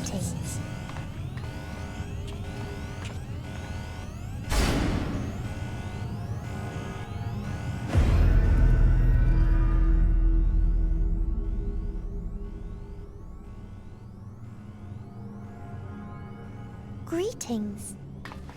Can you hear me?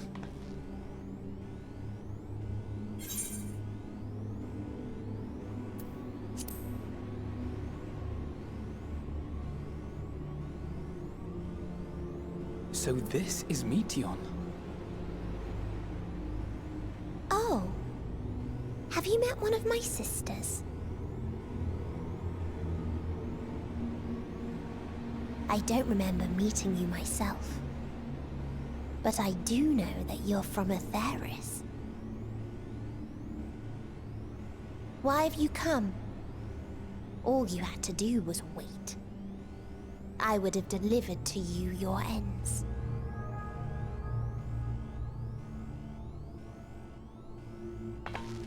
We didn't ask for that.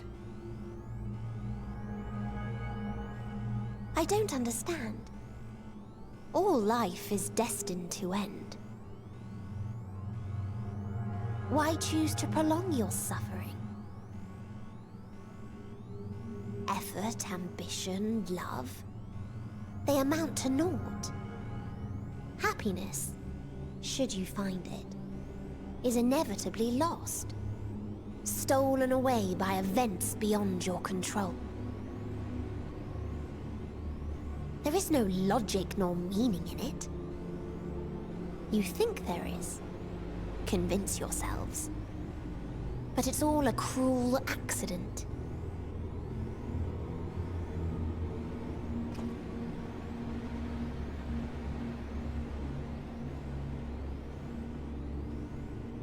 Come now. I speak the truth. A truth you would recognize if you looked up at the night sky. unbroken emptiness. Cold, dark, and silent. Your world, like every other, is but a blemish upon its perfect fabric. Life is an anomaly. It is unnatural and cannot continue. The sooner you accept this, the easier it will be. Just to be clear, we're not here to argue with you. We know that life is fleeting, and that in the short time we have it, we're not assured happiness.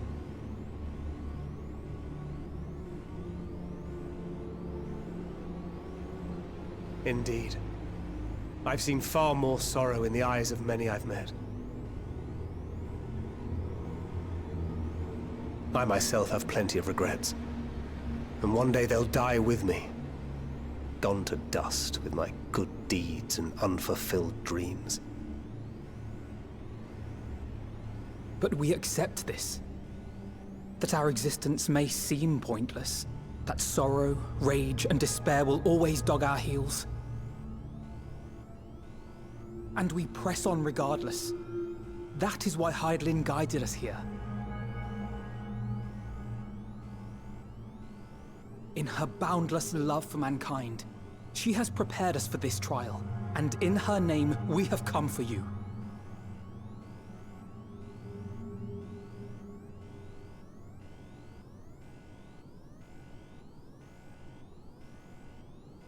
Yes, I sense it. A burning passion like unto fury. I know it well. For the same passion once burned in many a star before yours.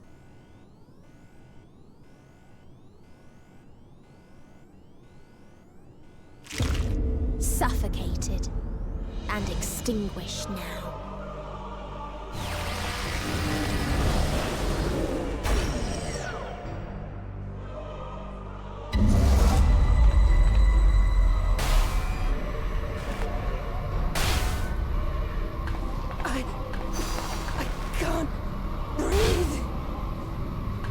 You approach the bounds of my ultimatum, where emotions dictate reality, where resignation and acceptance unite to embrace the end, where those who yet valiantly cling to life can thrive.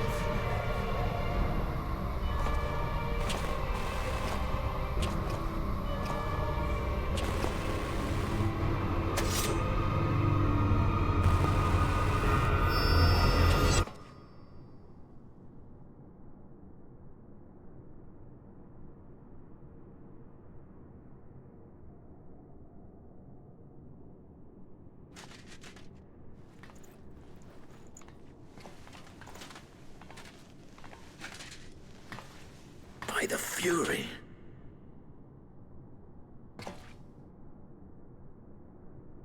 Thancred?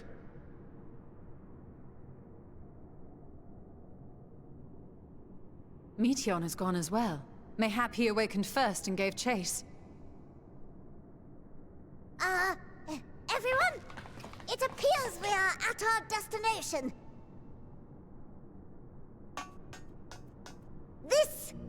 This is Ultima Thule. Not that we knew what to expect, but I wasn't expecting this. From atmospheric composition to ambient temperatures, all reading to within permissible range. This place is capable of supporting life.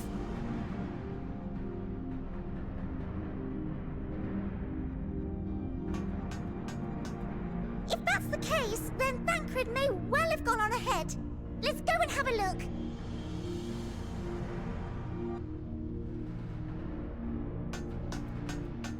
Meanwhile, I want the rest of you to perform a full inspection of the ship, as well as a biological scan.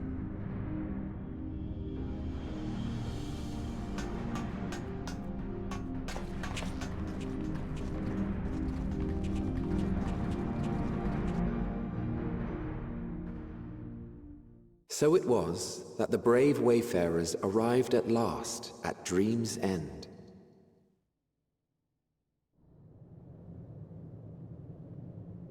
In following their path walked and history written, I am made keenly aware of one truth.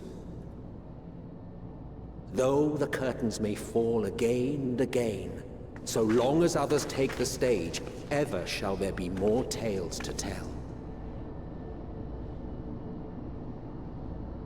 So, let them bring it to a close, I say. Let the curtains fall upon this, the final chapter in the tale of the star.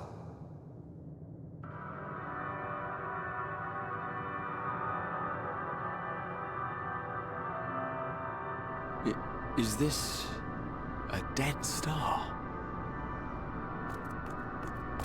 As I live and breathe, I live and breathe! Well, the environment itself shouldn't kill us. Well then, let us search for Thancred while exploring the area. The ship we leave in your care.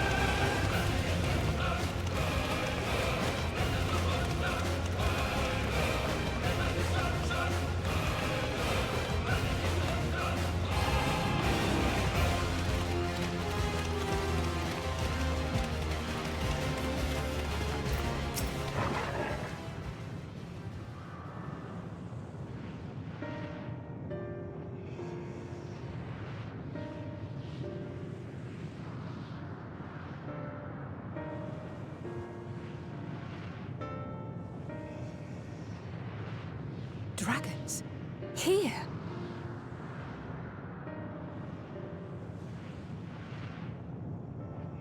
What you see is a memory of a world that once was.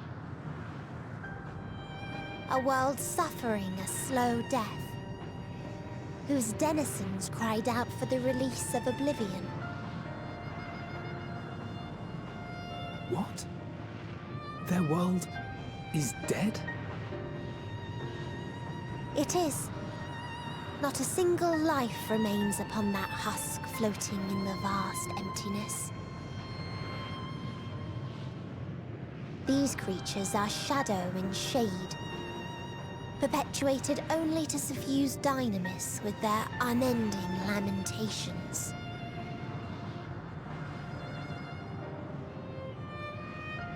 Our friend Thancred. Where is he? A strange question. He is at your side, is he not? Oh yes. He is here and there, and everywhere within this space.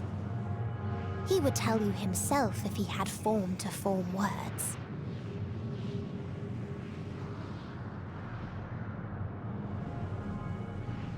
Huh. Such loathing and uncertainty. You don't know why you still exist. In like manner to the oblivion I send, I tried to drown out your ether with dynamis. Beginning with this Thancred, who came at me despite being unable to breathe. Such a simple thing, unmaking men.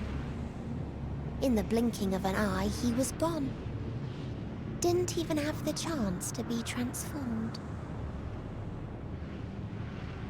Yet somehow, he managed to leave a slither of himself behind. What you call the heart? Or perhaps the soul. In his final moment, he cried out from it. A single word. Survive. That wish proved stronger than the despair that ruled here. It overpowered it, causing this space to be remade.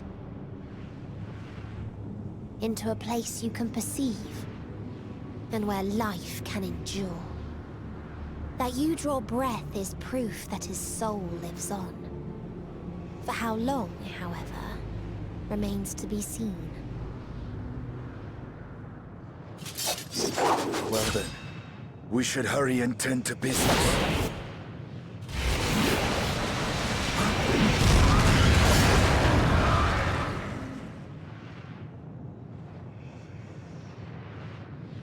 It's futile. You will never reach the true me. I told you, emotions dictate reality in this space.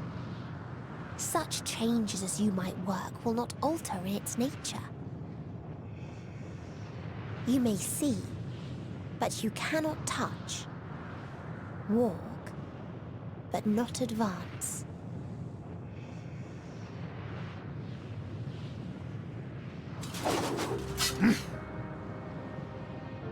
Meteion holds too much sway here. How do we contend with a foe who can unmake us on a whim?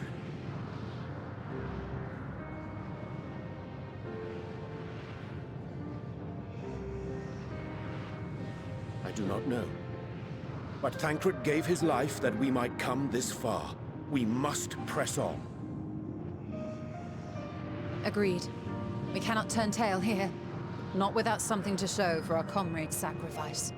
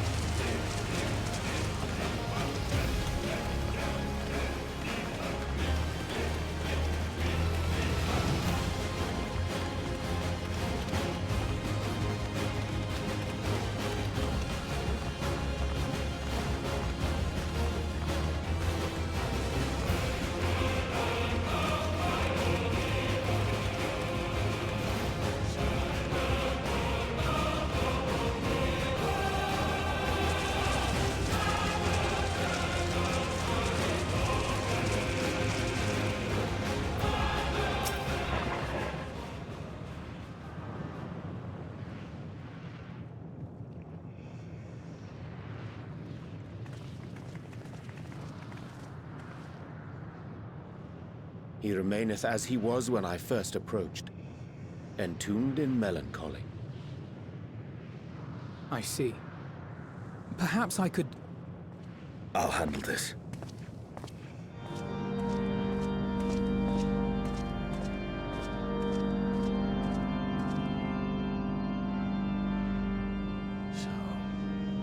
Waiting to die like all the others, are you?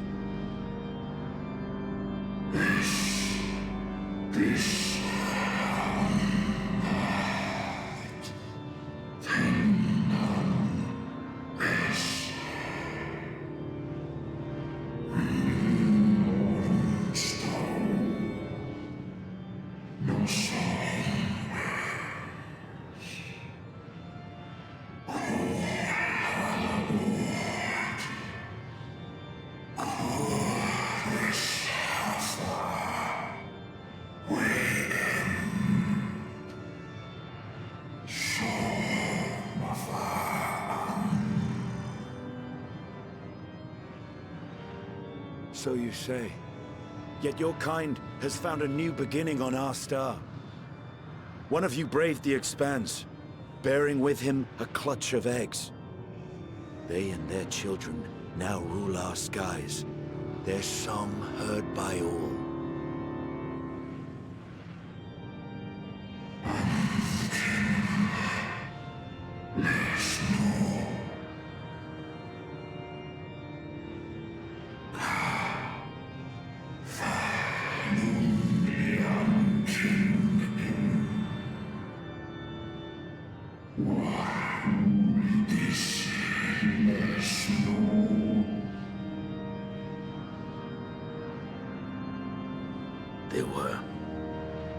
They suffered much, and repaid their suffering in kind.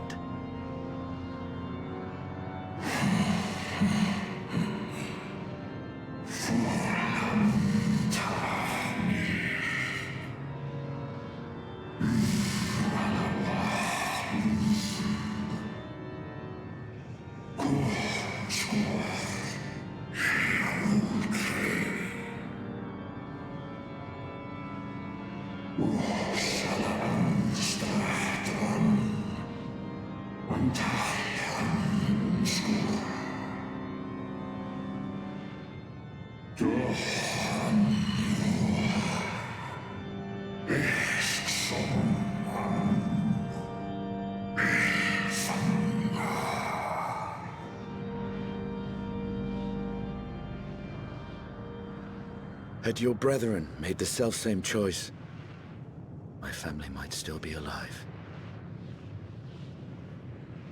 Yet lasting peace does not come to those who simply retreat from conflict.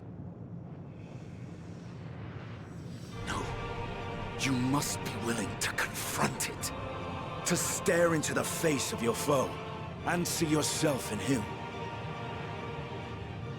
Only then can you break the cycle of torment and tragedy. This lesson, a dear friend taught me at the risk of his life. There is no nobility in your penance. You wallow in self-pity. And after everything we've endured, we will not let you stop us.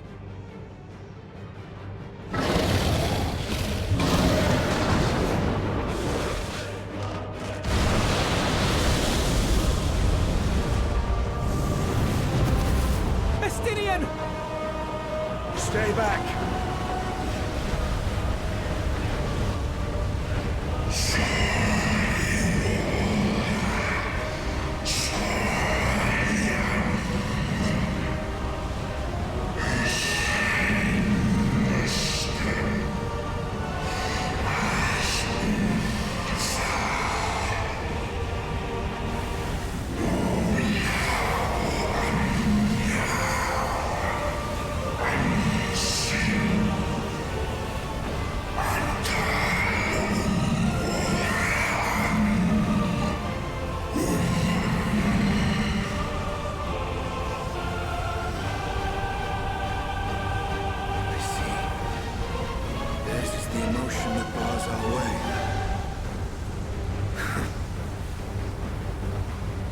is up to you.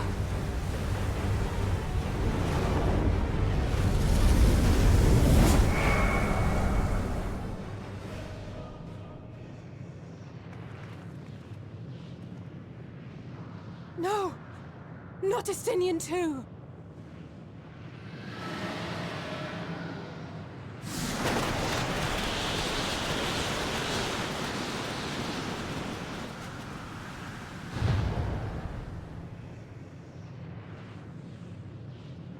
There's a wind.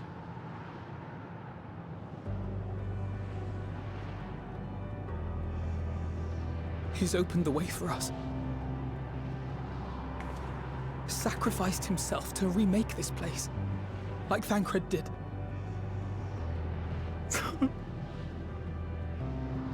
Oh, Alphino.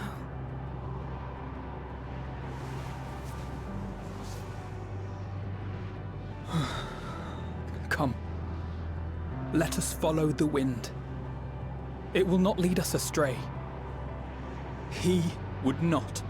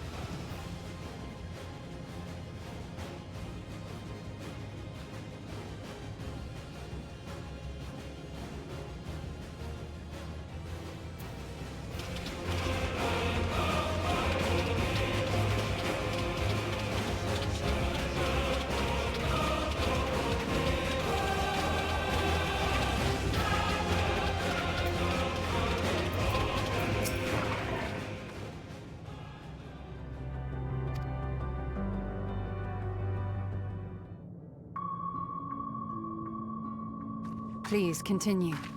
Tell us about this truth you discovered. Very well. Bear in mind, however, that the purpose of this conversation is not to impart scholarly knowledge, for such requires that you comprehend the subject matter, which you will not. We will forego the intricacies of our scientific methodology and deal only with the conclusion, the end of our society and our world. We acknowledge, with regret, that your star is in the midst of the same panic-induced cataclysm that befell Deneb 3. As such, in order to avoid causing undue distress, we will refrain from explicitly stating how much time you have remaining. You are entirely too kind. I pray you recount your tale as you see fit.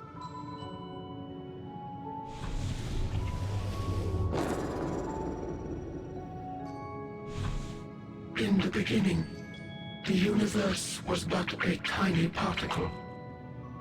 Then suddenly, this particle began to expand. Having remained entirely in the bounds of your star, the phenomenon may be difficult for your kind to grasp. But this expansion has since continued unabated. Speculating that the universe could not grow indefinitely, we sought to learn what might occur, and made a worrying discovery. The stars will continue to spread apart, as will their finite thermal energies. Eventually, all heavenly bodies will grow cold and freeze. No new stars will be born, and the universe will enter onto an eternal ice age.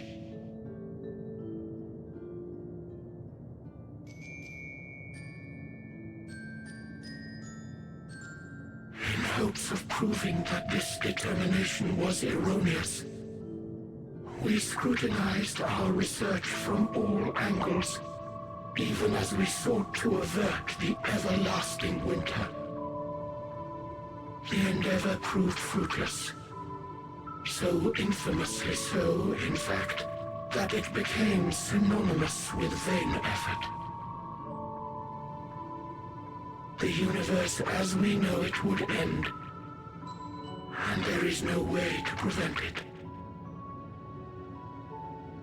Beneath the weight of this knowledge, our society stagnated. Though we had time still, it was a cold comfort. Why strive for anything when desolation is assured? When our wealth of wisdom, accumulated since the dawning of our kind, would be forever lost. No civilization would rise from our ashes. No scholar recover our knowledge. In silence unbroken, naught would stir.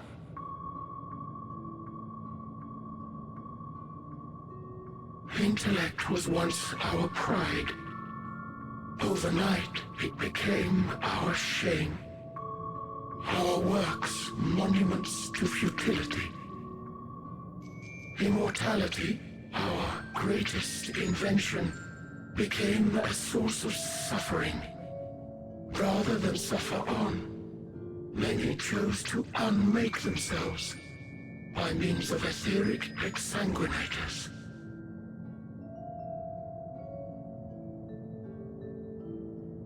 Etched upon these stones are the testaments of such souls, though many left no words at all, thinking it a pointless gesture.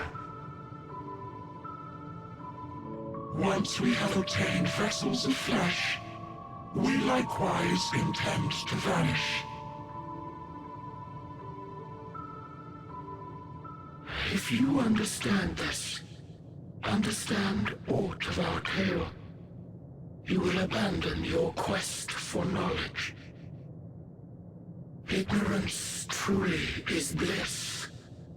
If you would cling to your illusory happiness, remain primitive and pure. It is the only way.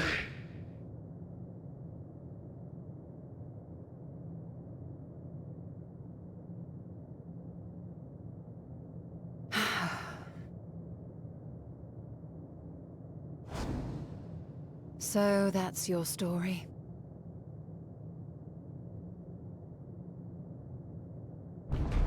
While I appreciate your advice, I will not heed it. Convinced though you may be of this truth, it is yours and not mine. Indeed, truth, I have ever believed, is in the eye of the beholder.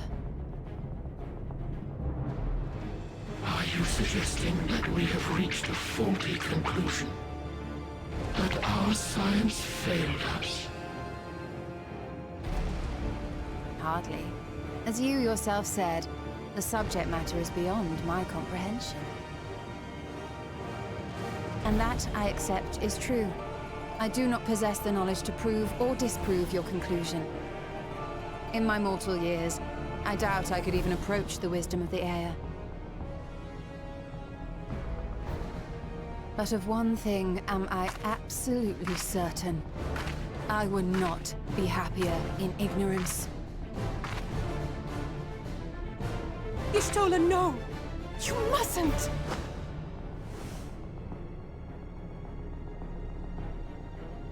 The most important lesson I've learned is that learning isn't simply passing one's eyes over words.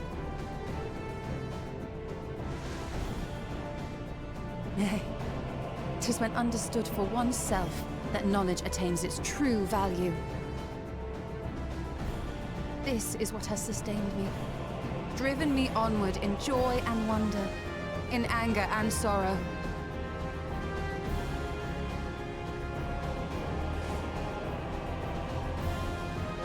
The universe may end, and all may be for naught, but I will live as I always have. I will always seek out new knowledge, and no conclusion of yours, no matter how grim, can dampen my desire.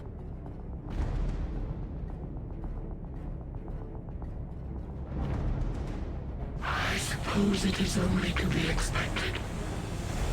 Their feeble minds cannot fathom the terrifying gravity of it all. But worry not. We consider it our duty to enlighten you.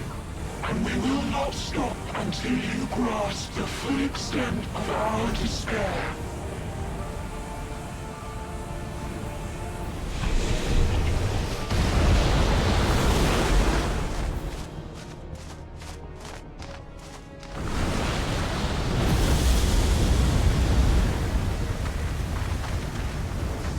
Keep calm and listen well. Though my body will soon dissipate, there may be a way to restore it. Azim's magic. So long as our souls remain, you can use it to summon us back. But you mustn't, for it would mean losing our way forward. This I only reveal so that you can promise not to invoke the magic. We came here knowing what victory may cost, so press on. Press on. And do not look back.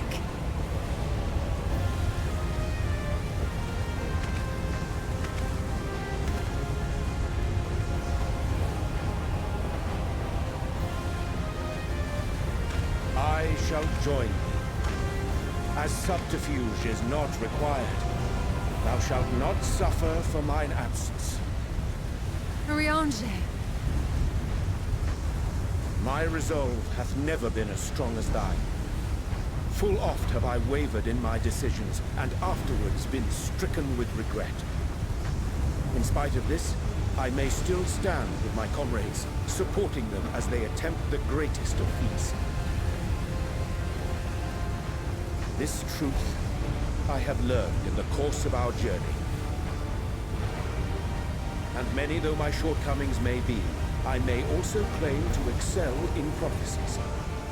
My studies, into which have granted me the flexibility of mind needed to bend this malleable reality.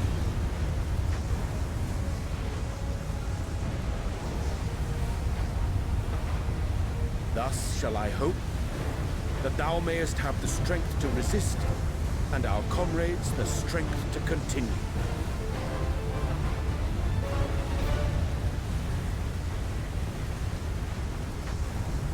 With you to urge us on, how could we possibly fail?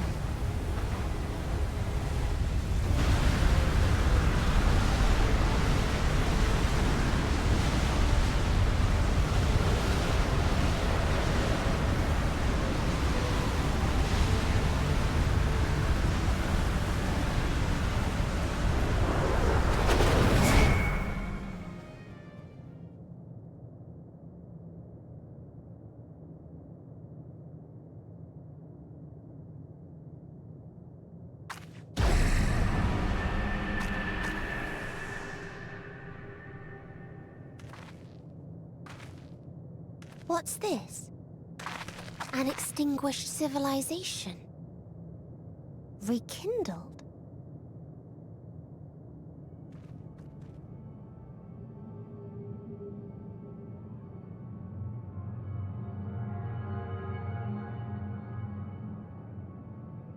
That's right. Our quest doesn't end here. We'll press on, and we will find you.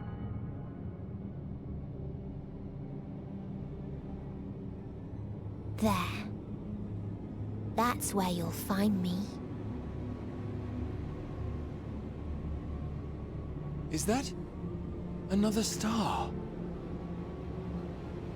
Of the stars we visited, most were already devoid of life. And where there was life still, the inhabitants wished for death. But even death, we learned, isn't truly the end. It is but a part of the cycle of rebirth.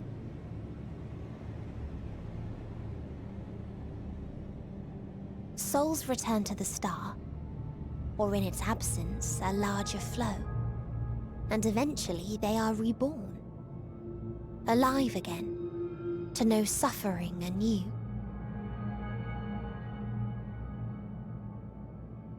True salvation lies not in dying. It lies in not being born. This is the gift I would give to you. To all life on beautiful Aetheris. To that end, we created an egg wherein life cannot quicken. That dead sun. Attain it if you can. Before your friends' emotions fade away, along with their protection.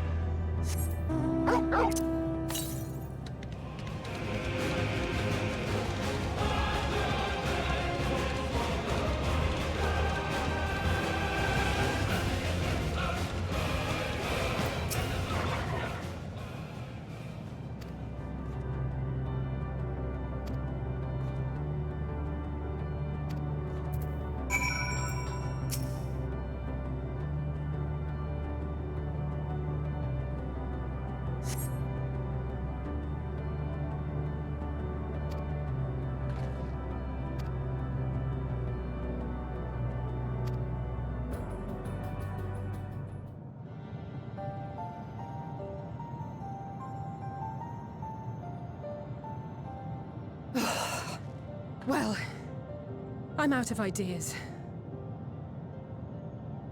As am I. Operating such consoles is trying enough. But if we can't even activate it?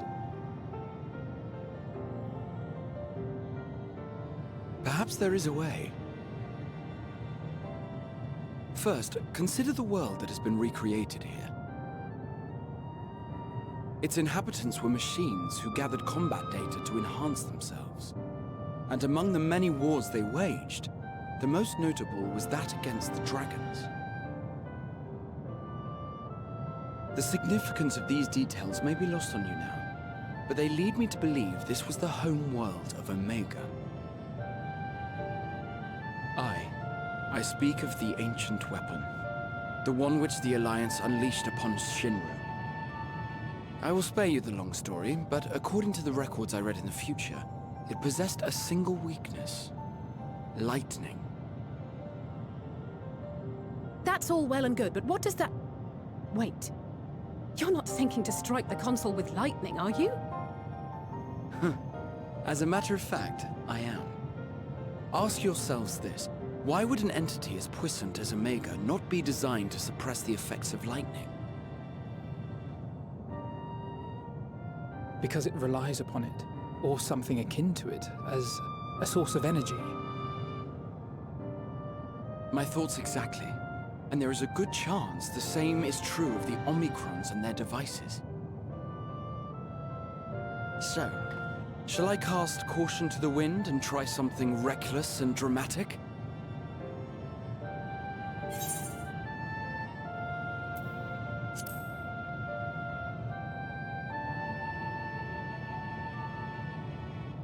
Very well. Here I go.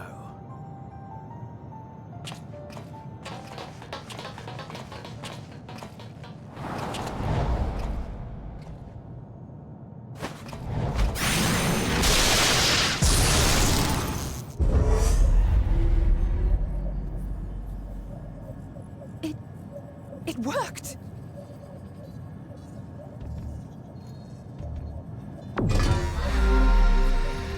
Opening connection to Communications Module 1. Connection established. Transmission. Strategic Matrix Signal 1 now online. As a primary strategic matrix, you may address me as Sir. Checking for new communications. None found. All units, please maintain current state.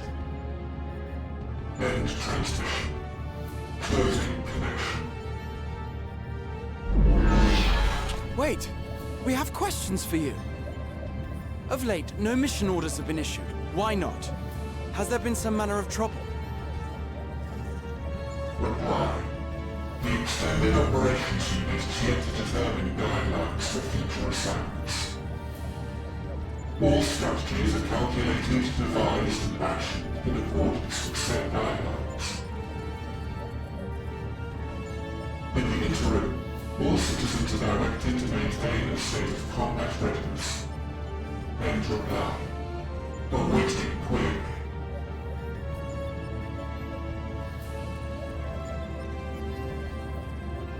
Can you tell us why the Extended Operations Unit hasn't yet determined the guidelines? Unable to comply. Information unavailable or access restricted. In that case, is it possible for us to communicate directly with the unit?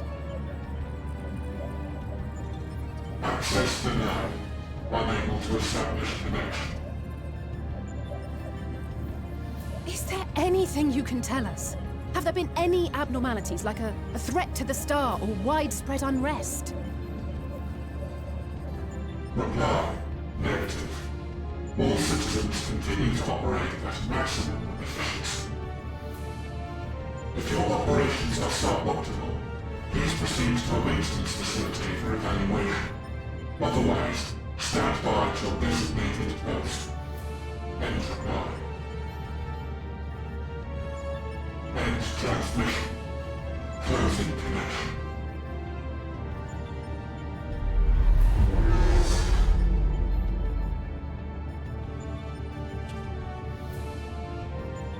could activate it again, but I doubt it would be productive. What do you think? If all the Omicrons really were running as efficiently as it claimed, then I doubt they were hoping for life here to end. As this Sir told us, there just haven't been any new instructions, and everyone is standing by. Should be standing by at any rate. If there are those that are neglecting their duties, perhaps we can glean a clue from them. I propose we take another look around, and also try to find the operations unit.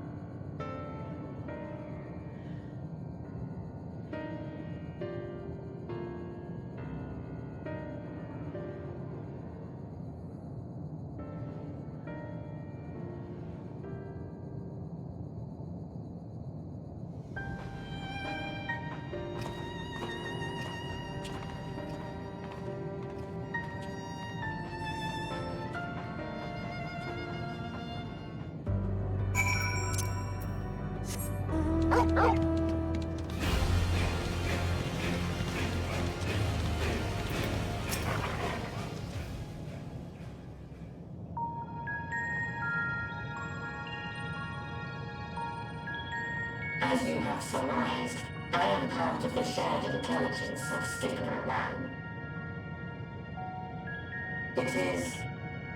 Was my charge to determine the optimal path to achieving our prime function. This body had been abandoned by its former owner and lay unused. I took it and abandoned my own, and with it, my duty. May we ask why you did this? From what we gather, it seems to be a personal matter.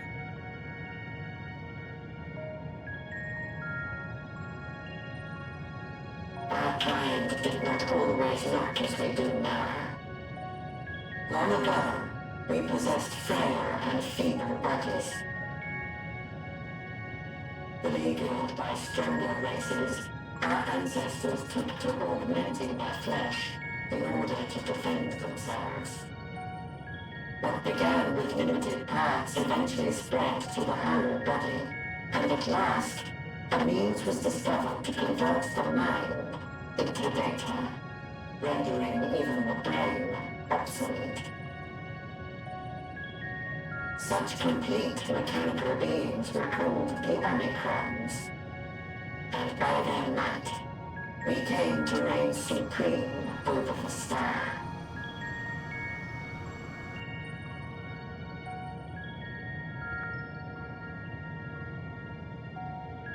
But even then, we did not feel secure.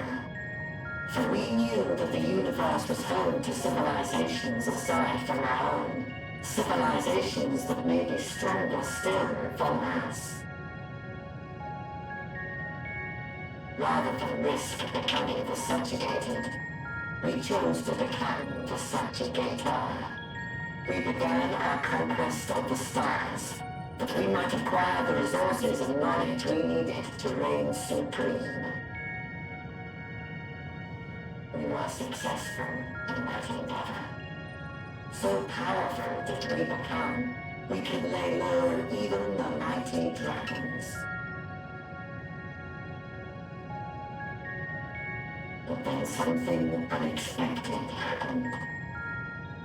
I began experiencing an error. I could no longer determine an optimal path. You were malfunctioning. I performed numerous full system scans, each time finding no issues. Yet the error persisted. It was then that I speculated. What could happen if we grew so powerful as to have no equal?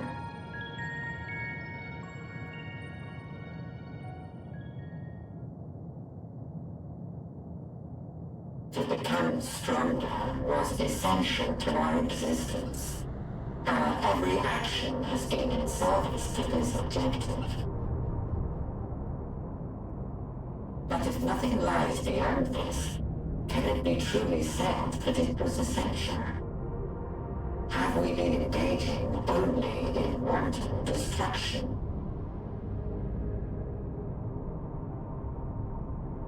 You could find no threat to justify your purpose.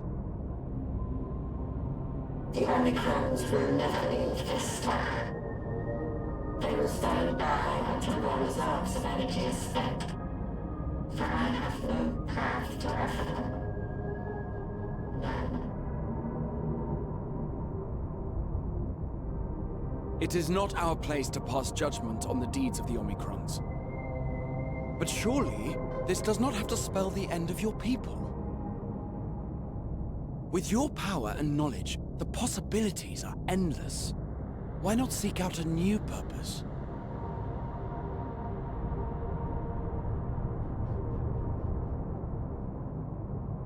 That is impossible. In the beginning, we had a higher purpose than our pursuit of power. But we lost sight of it when we so irrevocably altered our fundamental forms. When we cast aside our flesh, so too did we cast aside all that defined us. Nothing remains of who we once were. I have no aspirations. No longer can I dream. The vital spark is lost. Lost amidst circuitry and code and commands. Ah.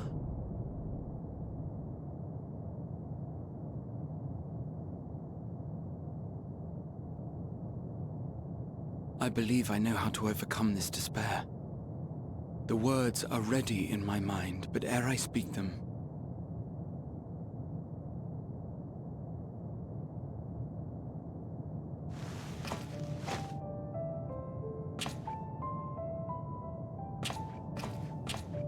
I want you to make me a promise. Be it across time or space, our promises have always connected us. And so I ask that you indulge me once more, that this won't be the end.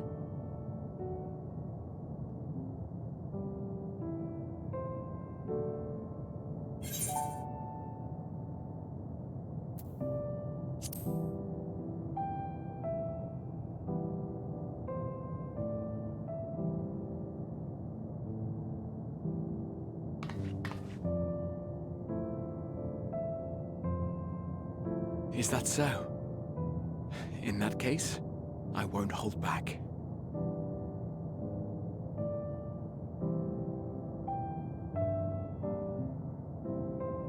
First, I want to visit Ishgard with you. Properly. We scarcely had time to look around last time. I should like it very much if you could show me the sights. Next, you must regale me with your greatest adventures, in the places where you lived them, if possible. I may have read about all your deeds, but there is no substitute for a first-hand account. And last but not least, a new adventure together, unlike any we've experienced before. We'll travel the lands, cross the seas, and take to the skies upon the eternal wind, and it will be marvelous. It will.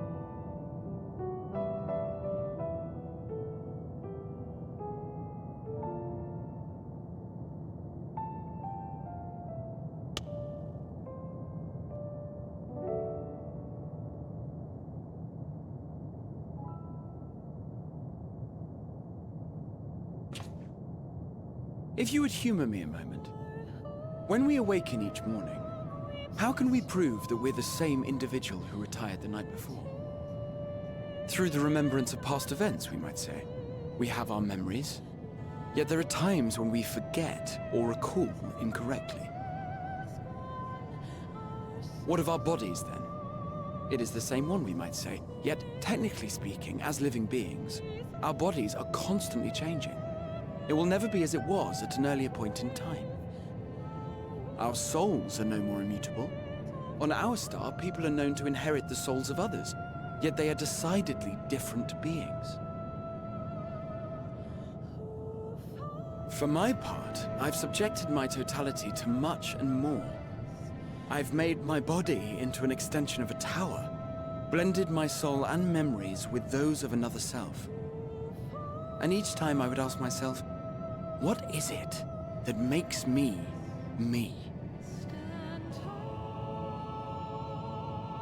Are you able to determine an answer?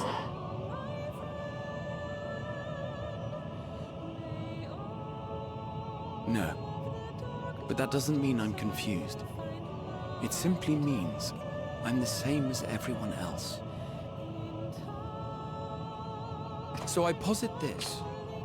Who we were need not prescribe what we now hold in our hearts. Whatever came before, what matters most is the present. For me, that is being here with my friends, full proud of how much we've grown together. So I urge you to not give up. Heed your heart's desire, and hope that the future you long for shall be realized. I cannot. We cannot. We cannot understand desire, nor comprehend hope. We do not know how to create such things. We are not unalike, you and I. I too have struggled to find the courage to express and embrace my wants. If you like, I will tell you a tale. A tale of a world on the brink. Of a people who never gave up on the future. Of a man who realized his grandest dreams and then awakened to a grander reality.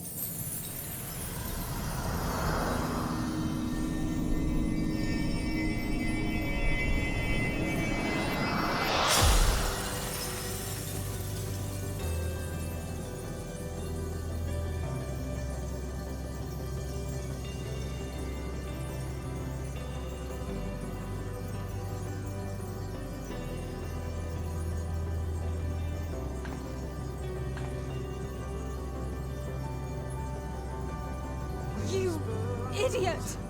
Just once, stay with us to the end!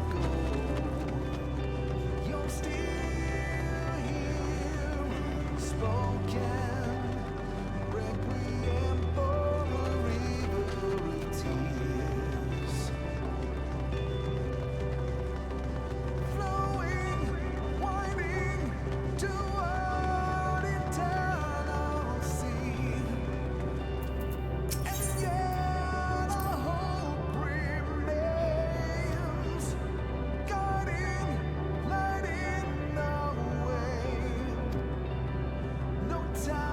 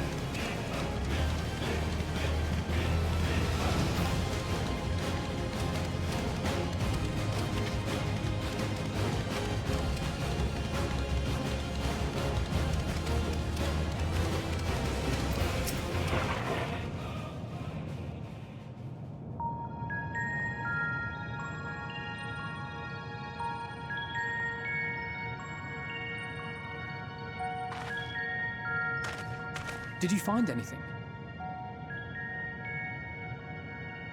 No.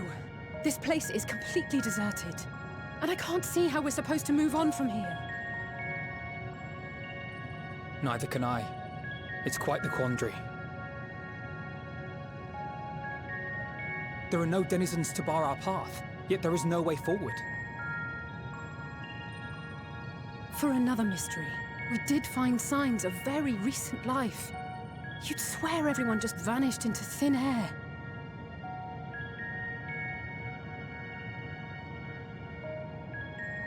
I wonder how many ruined worlds like this has Meteor seen.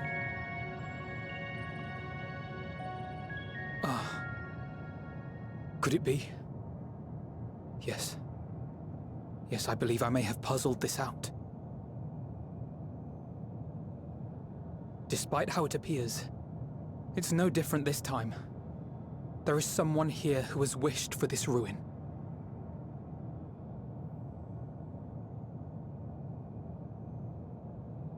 And I believe that together, Alize and I can overcome their will.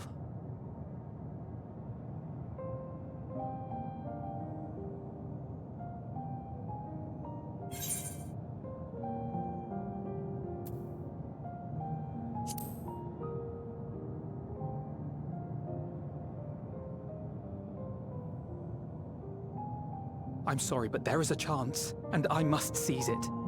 For everyone, and for myself. I will not pretend otherwise. I have my fears. Not for myself, but for you. The last to remain.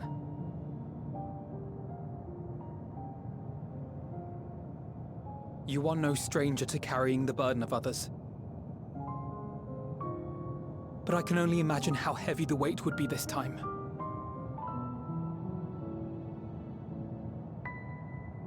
As your friend, I cannot bear the thought of making you suffer so.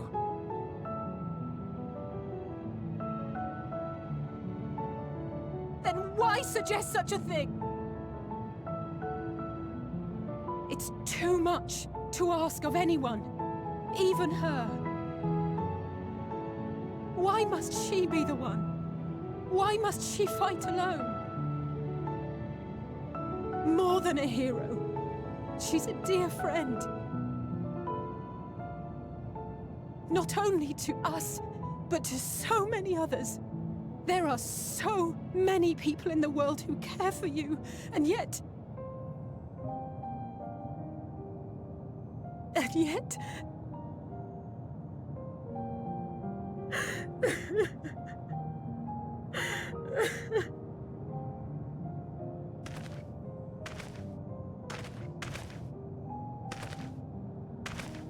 Alize, I have an idea.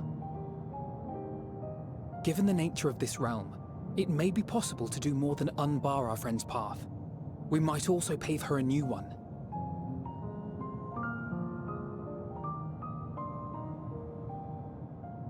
For instance, a path where she finds happiness at journey's end.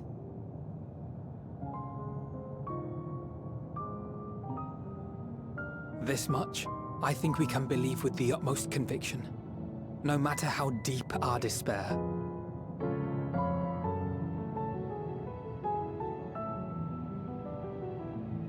So please, believe in us too, and press on.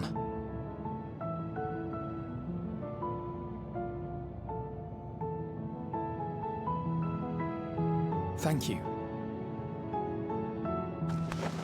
What are you? If the plan's decided, then let's not dally.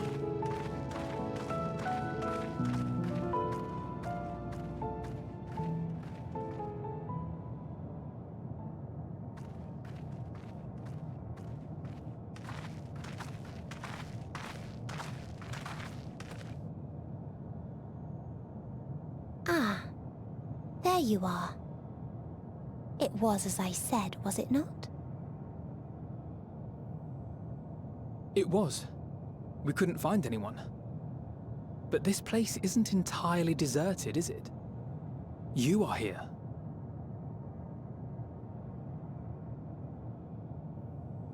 You sought out a star of promise and found a ruined husk. Like us, you explored the devastation. Like us, you were stricken. Horrified by the thought that so many lives could be snuffed out as if they were worth nothing. And the thought that you would have to bear the terrible tidings to Hermes. That which you saw and felt, you shared with your sisters, as did they share their own grim findings with you. Overcome by the pervasive despair of these stars, some of you inadvertently ushered their peoples to their ends. Knowing the horrors you know, anyone would feel the same. They would fear what lies ahead and struggle to move forward.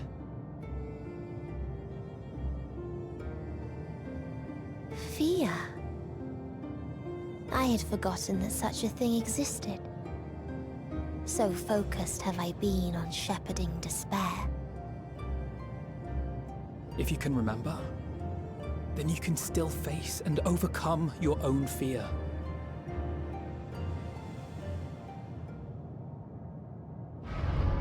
Why would I bother with such an insignificant emotion? If the despair I command is as a raging river, then fear is but a trickling stream. It can do nothing to alter my flow. You spoke with the Aya, yes? Heard their tale of what awaits the universe. It's true. The stars grow colder and more distant. Eventually, all will enjoy frozen solitude. Using the power of Dynamis, I'm hastening that process. In so doing, nothing will be born ever again. Everyone will remain dead. Alas, it will take time for that to happen. So in mercy, I sent you my gift, to spare you needless suffering.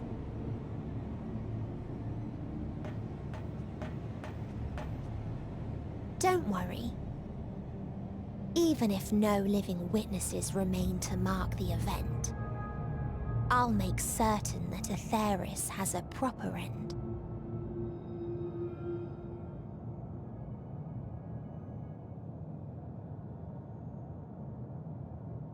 For all the power you wield, you're more fearful than the familiar you used to be. That Meteion feared simply to move forward. But your fear is such that you've given up on everything. I know it well. That sense of defeat. I've tasted my fair share of it. But as many times as we've fallen down, we've learned how to pick ourselves up and carry on. We take each other's hand, share in each other's courage, follow in each other's footsteps, and turn sorrow into strength. There are times when we fail. We bear wounds that do not heal. But these experiences are part of life, and they make us stronger.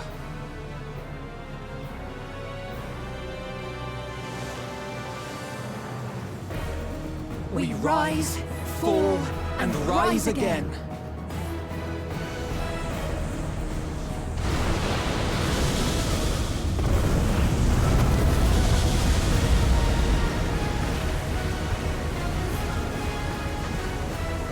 Don't worry about us. You must take the next step, and all the rest after that.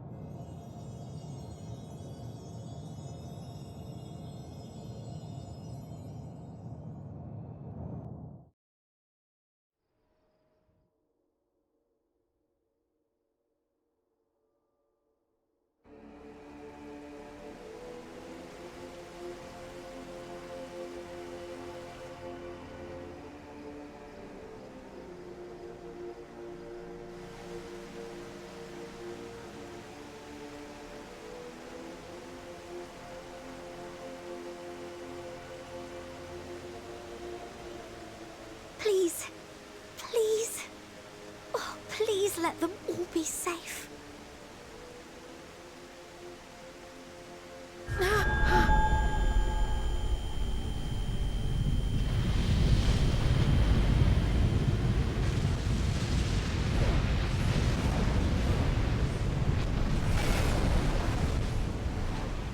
Cryle? Are you all right?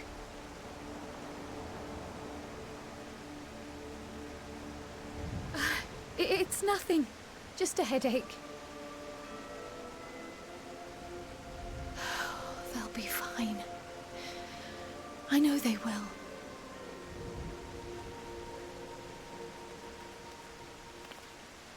Apologies for the interruption. A man arrived on the last ferry. An associate of the Scions. He wishes to speak with you at once.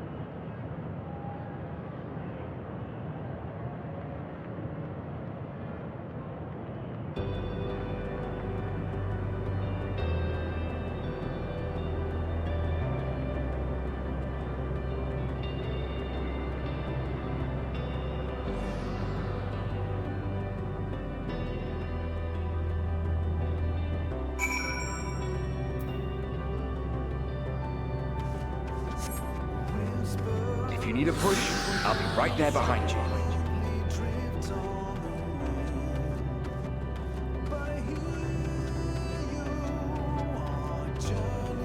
Do not despair. You are not without allies.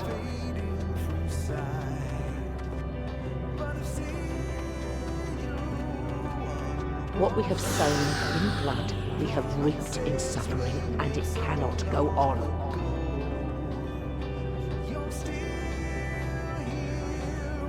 Upon the souls of they who have sacrificed themselves to pave the way for peace, we will never abandon our cause. While it is true that man succumbs all too often to anger and avarice, he may yet overcome his baser instincts through the forming of bonds with others. Such victories are rarely won without sacrifice, but the prize is worth the price.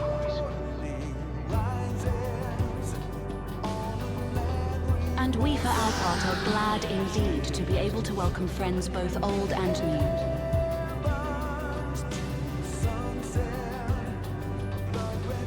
Save your tears for the moment. You may be sure we will have ample cause to shed them, be they for joy or despair.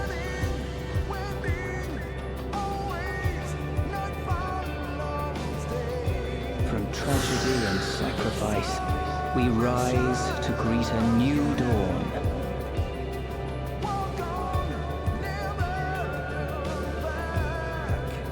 A future shaped by the choices we made in ways we could never have foreseen.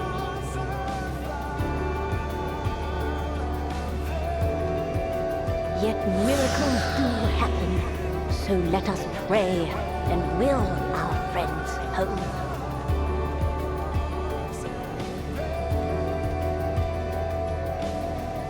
I won't stop praying until I know they're safe.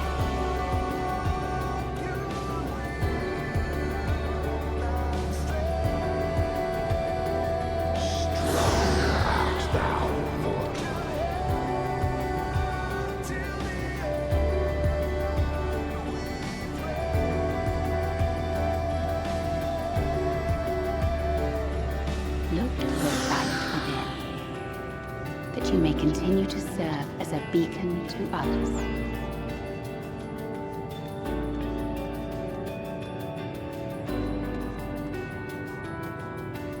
Let's finish this.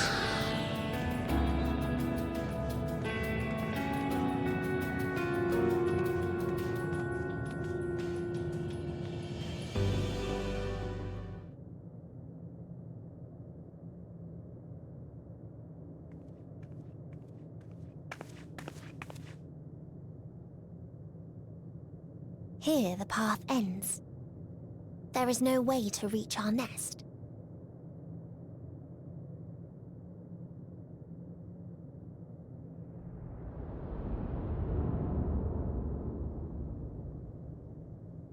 I told you. Resignation and acceptance reign in this place. The rejection of life by those who came to curse it. Those whose dreams were unfulfilled. Whose prayers were unheard. Whose labors were unrewarded. Hope cannot deliver you unto hopelessness. Our refuge is beyond you. Always has it been. Such is the nature of this place.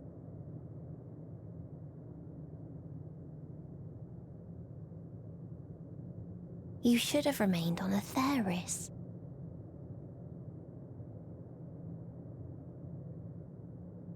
Struggle will avail you not, nor will it grant your comrades peace. Come, let me relieve you of your burden. You have suffered enough.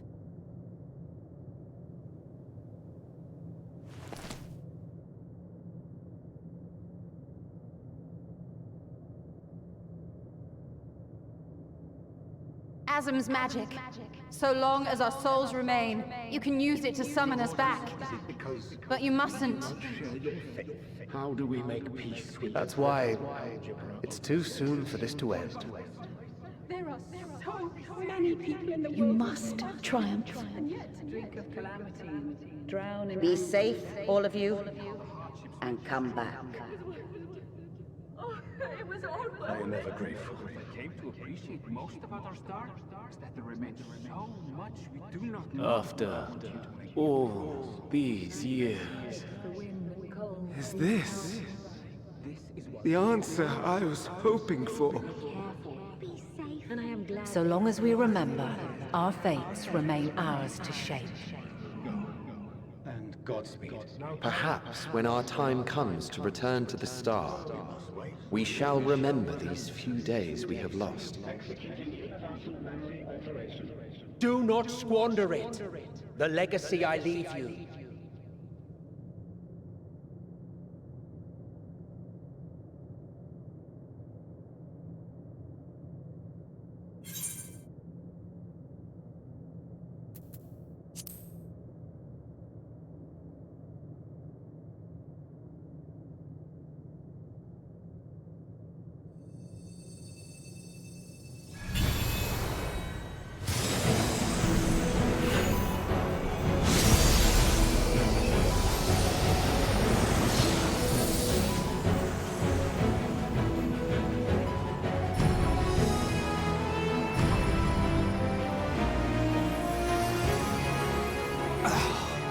I bid them remember, but all this time I'm the one who had forgotten.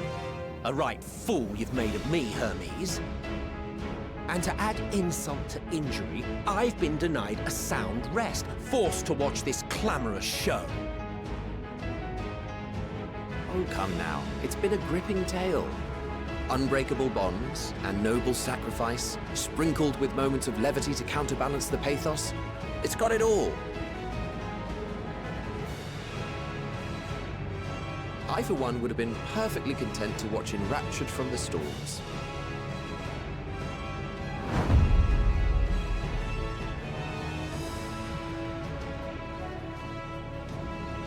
But I won't say no to a bit part.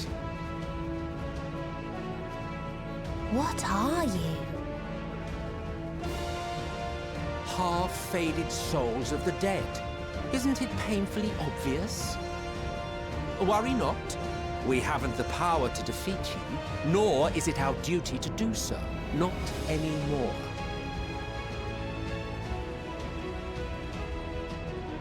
That being said, we do have a score to settle. So here I am, Vinar. I suppose you needed me to tie it all together, these frayed threads of our history. But knowing you, I suspect there's a joke in it too. Oh yes, I can imagine you gloating over my forgetfulness. Were I feeling charitable, I might assume you had left room for the possibility of this outcome. Even so, you'll get no applause from me. A single gesture will not lighten the burden I've had to bear.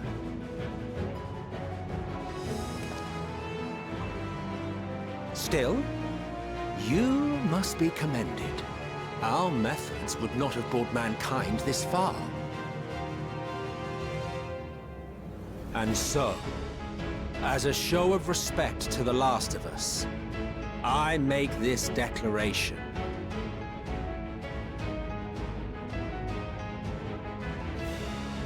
You will not end our journey. That is our answer. The answer of all lives of Aetheris, past and present.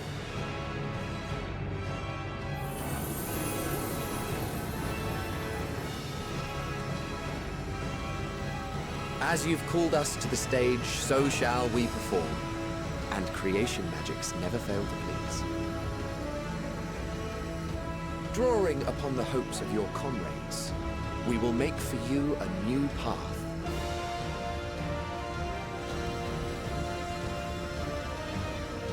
What form said path takes depends on you. So focus. Focus and envision that which rejects the claim that you cannot attain your goal.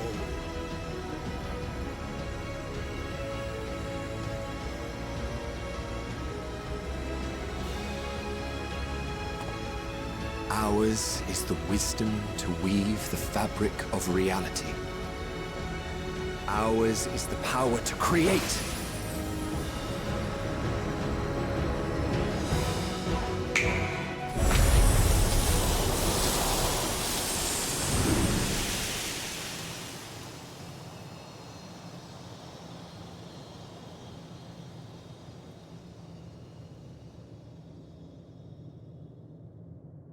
Meteon, though I gave you these wings to soar the heavens, I did not teach you how to walk the earth. So loath was I to bind another living being. In the course of your long journey, you will learn from those you meet. Learn to walk and run, and so much more. A flower.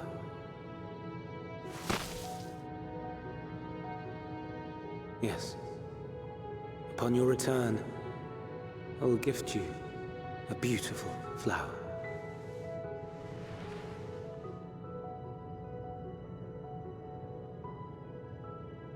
These Elpis blooms serve as proof that this realm is not utterly devoid of hope. No more can you deny its power. No more is yours the dominion of despair.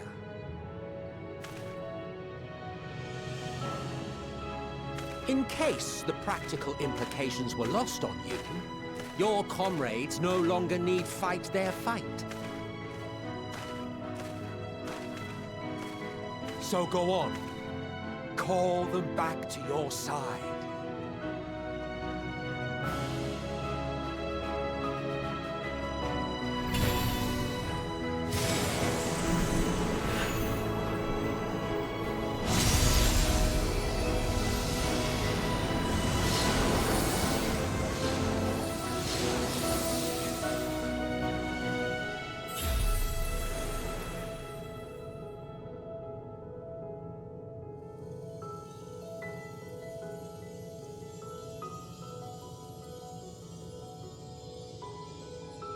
May you ever walk in the light.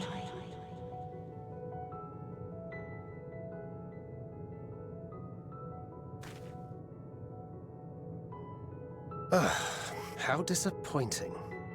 Not even a single scar in the making to brag about.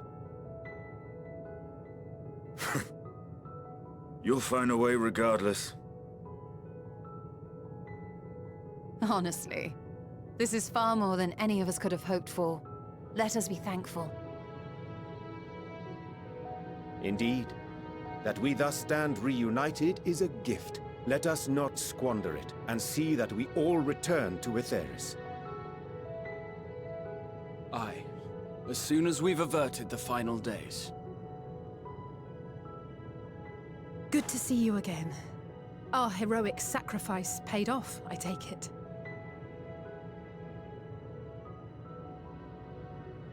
Come, my friends. Let us carry on and finish it. Together.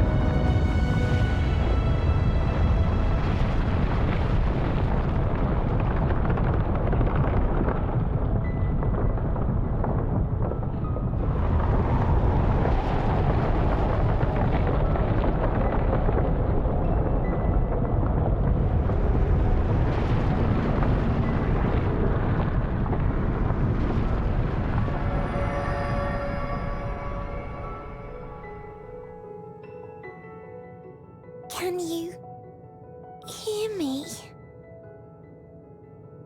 The voice is within, crying in pain, wailing in sorrow, hurting, hurting. End it. Silence it. Silence our song of oblivion.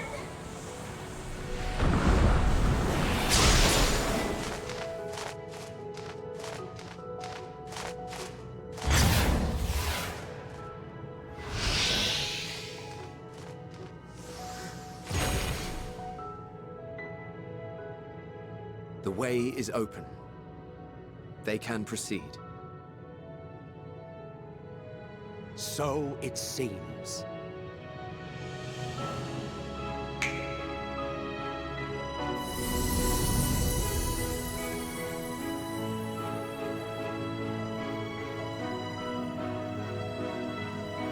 You're leaving?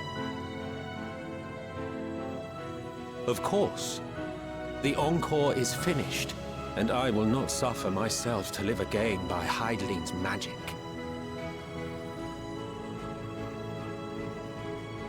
But more than that, the future you seek is not the past we loved.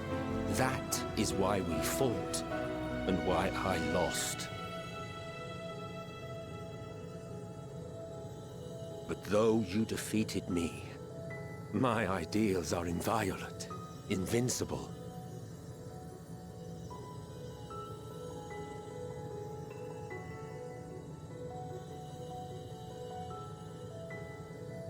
Spare me your pity. I have no use for it. If you would do something for me, save our star. See this tale to a triumphant conclusion, and with elation in your hearts, bid the final curtain fall. Only then may it rise again, and a new tale begin, with new parts for all to play.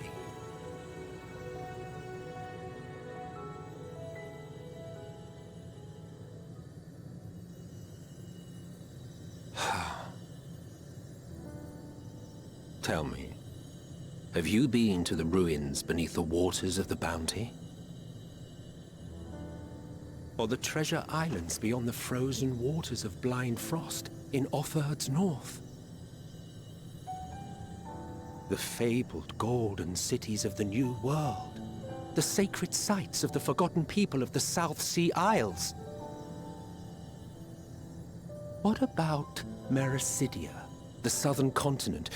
Do you know aught of its present state of affairs? I thought not. Even of your little Eorzea, you know precious little. The true identities of the 12, for instance. All of which is to say, expand your horizons, go forth and seek discovery. Some of the civilizations in the reflections will surprise you.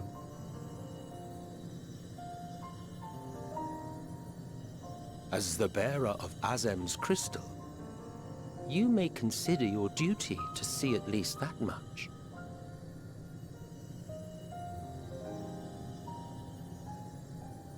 I certainly did.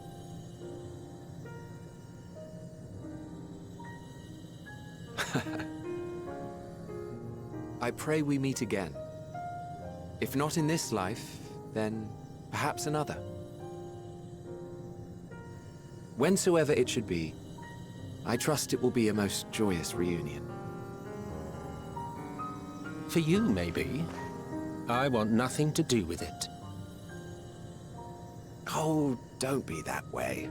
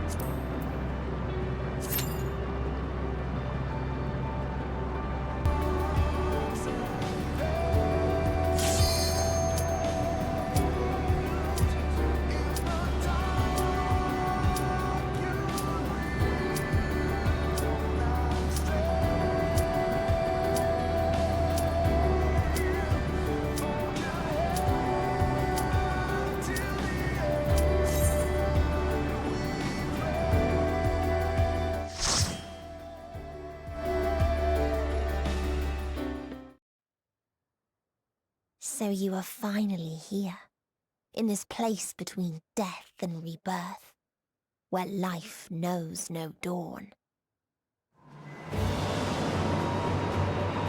Come then. Follow me down into the darkest depths of despair.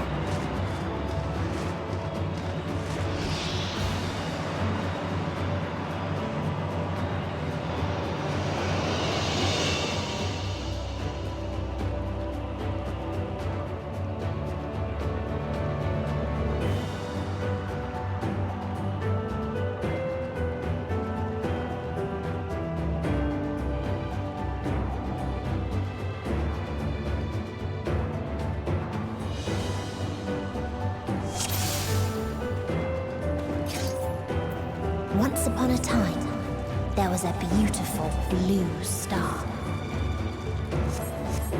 that fell to pestilence and rotted inside and out. The more its people clung to life, the more they suffered.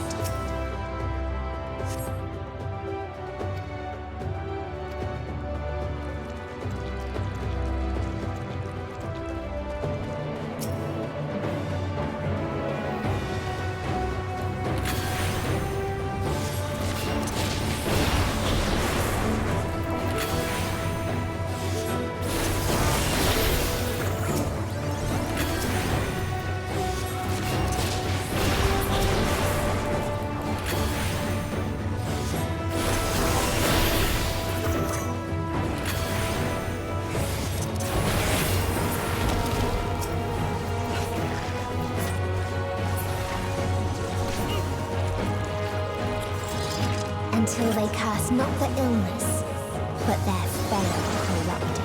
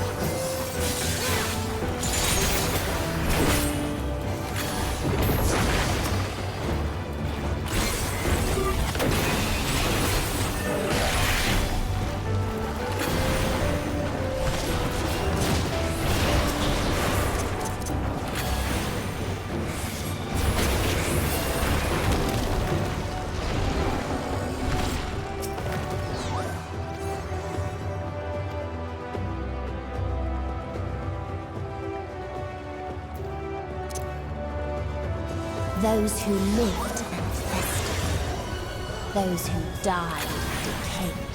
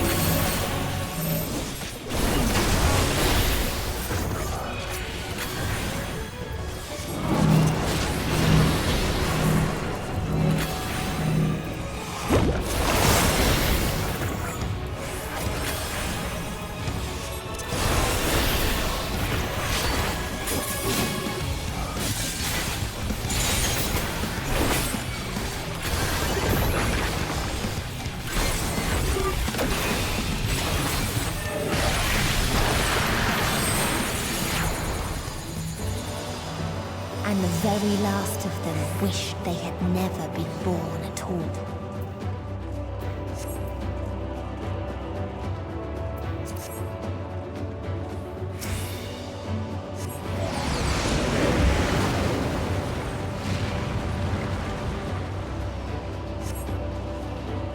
Before destroying the self-same lives it had saved.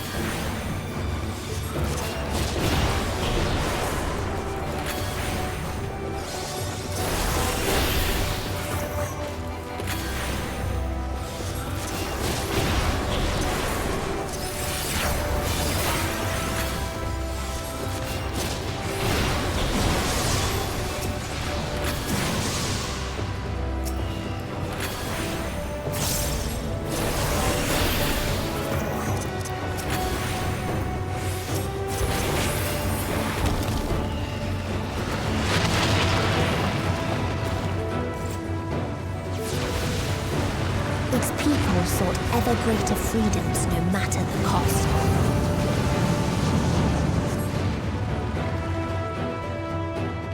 They tried to buy peace with fire and steel.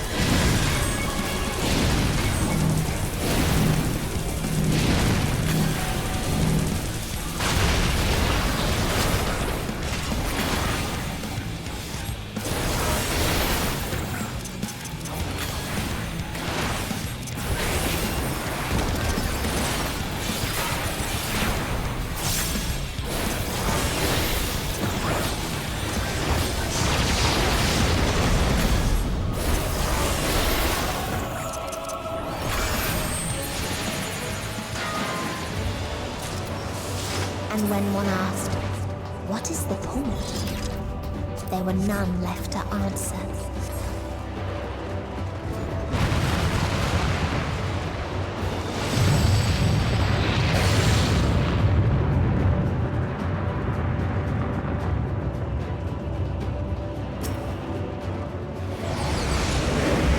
Farther still existed a star without strife.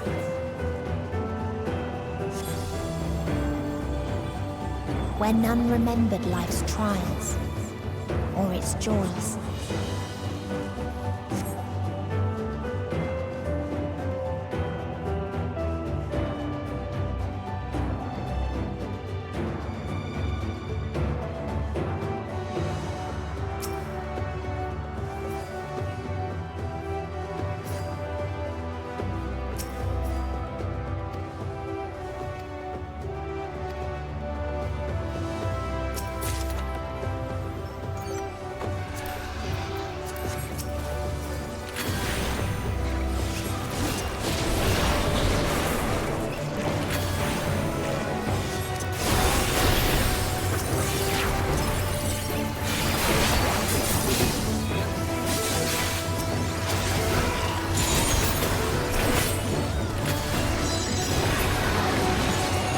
What his people had gained from ease, they lost to apathy.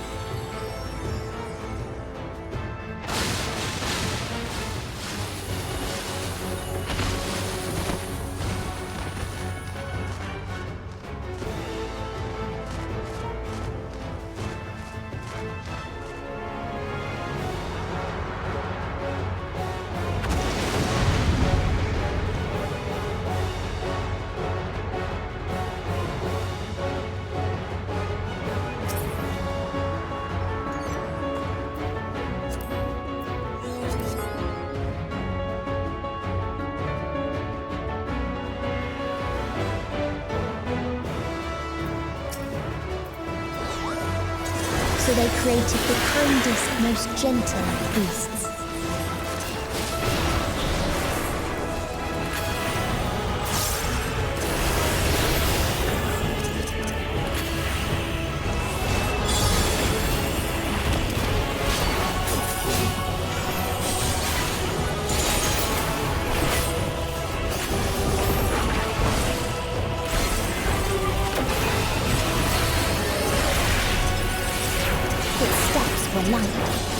And its gift was as painless as it was beautiful.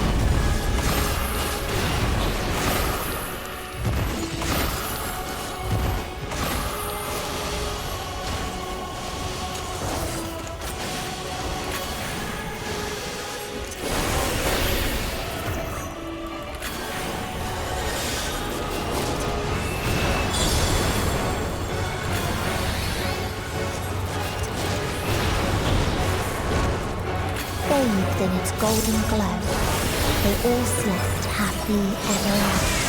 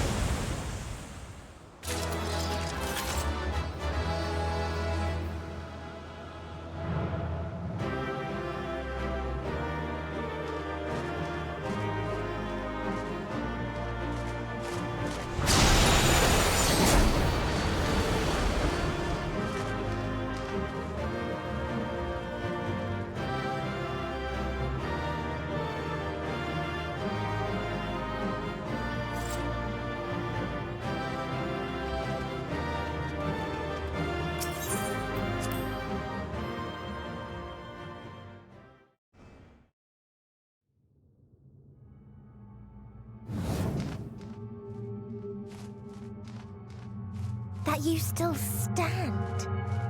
Your determination defies all reason. The souls within me writhe and recoil in your presence. What must I do? What pain must I visit upon you to make you surrender to despair? No one is unbreakable. What pains one may weather may bring another to tears. But therein lies our strength. For when we fall, our brothers and sisters are there to raise us up, again and again, without end. I see.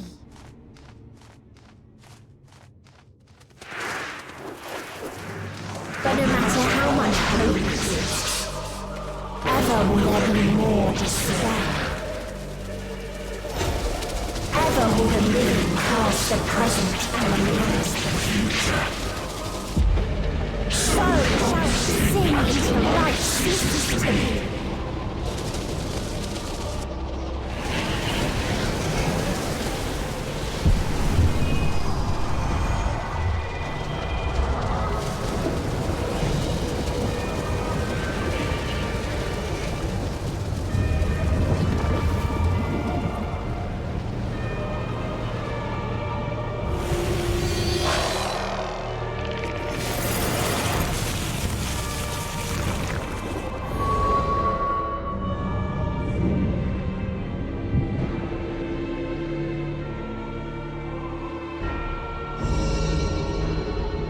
seven hells.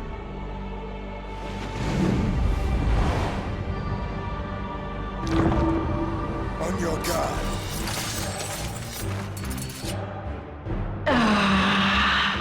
The rage. It rises. Rises.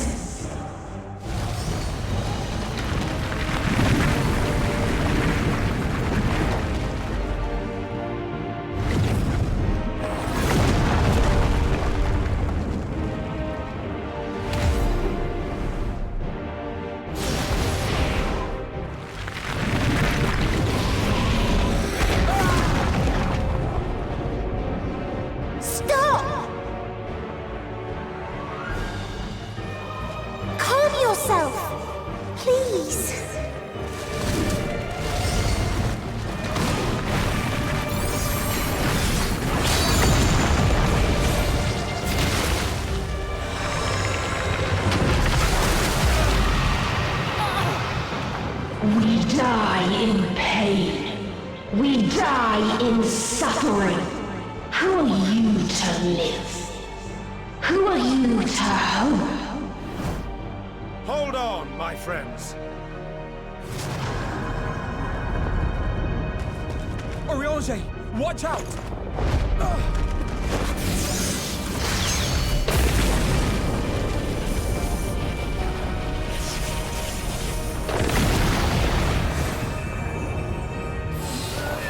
Alphino! We cannot comprehend.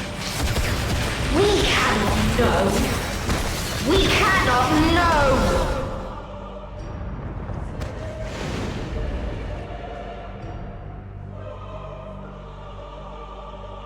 Don't, please! Don't do this to them! To yourself! Just one good strike.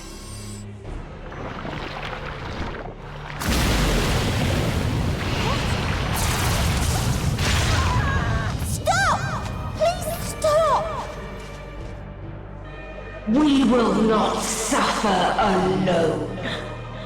All will know our pain. No, you don't!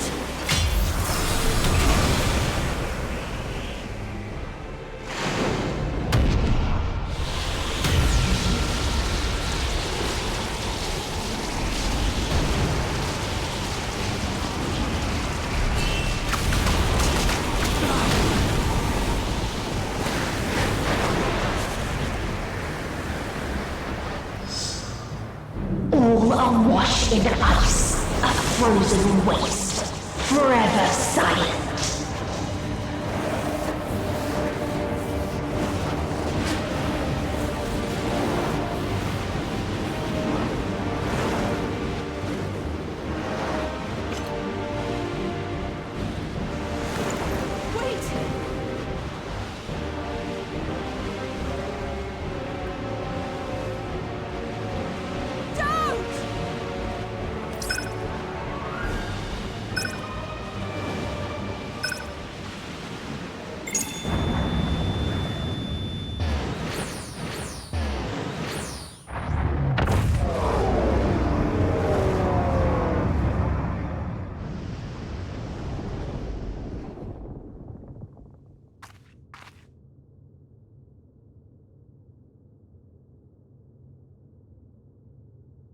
You gifted them escape.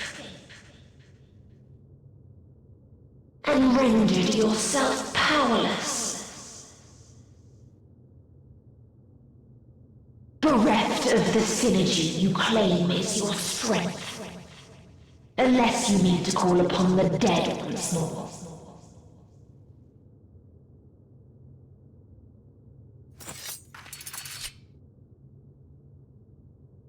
Defiant to the last, but you will be one with us ere long.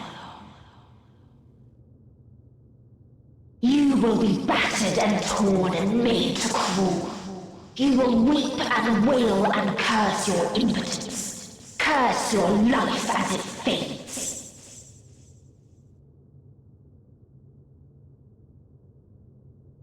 As we did. as we died. Such pain and sorrow we felt, such anguish and rage. We tried, but it was no use. Only when we surrendered did we find release. Only when we embraced death.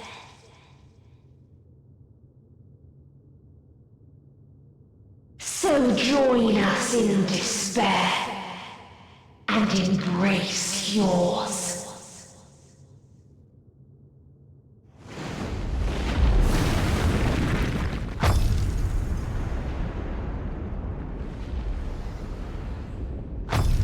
My ultimatum. What is happening?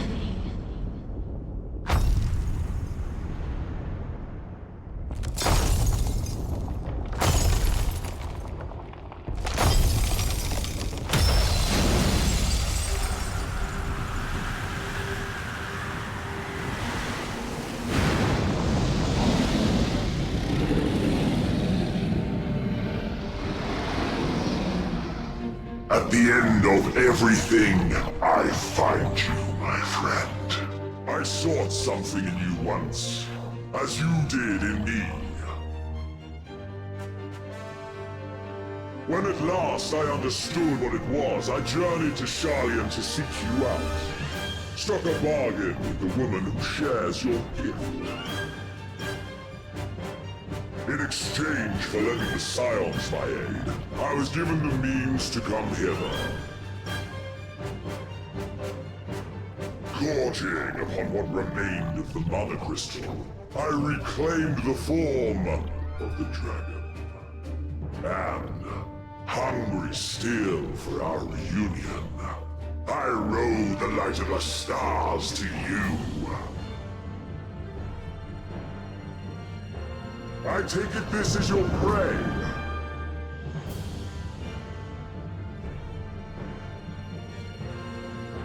But why does it still live? Surely it is no match for you.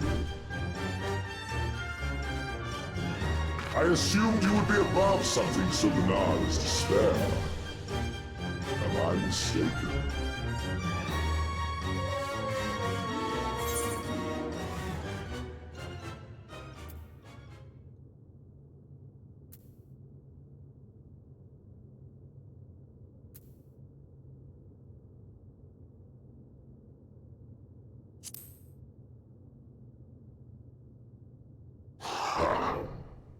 I care not.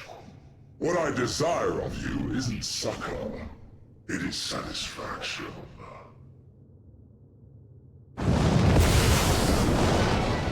So come! Let us dispense with this distraction, you and I!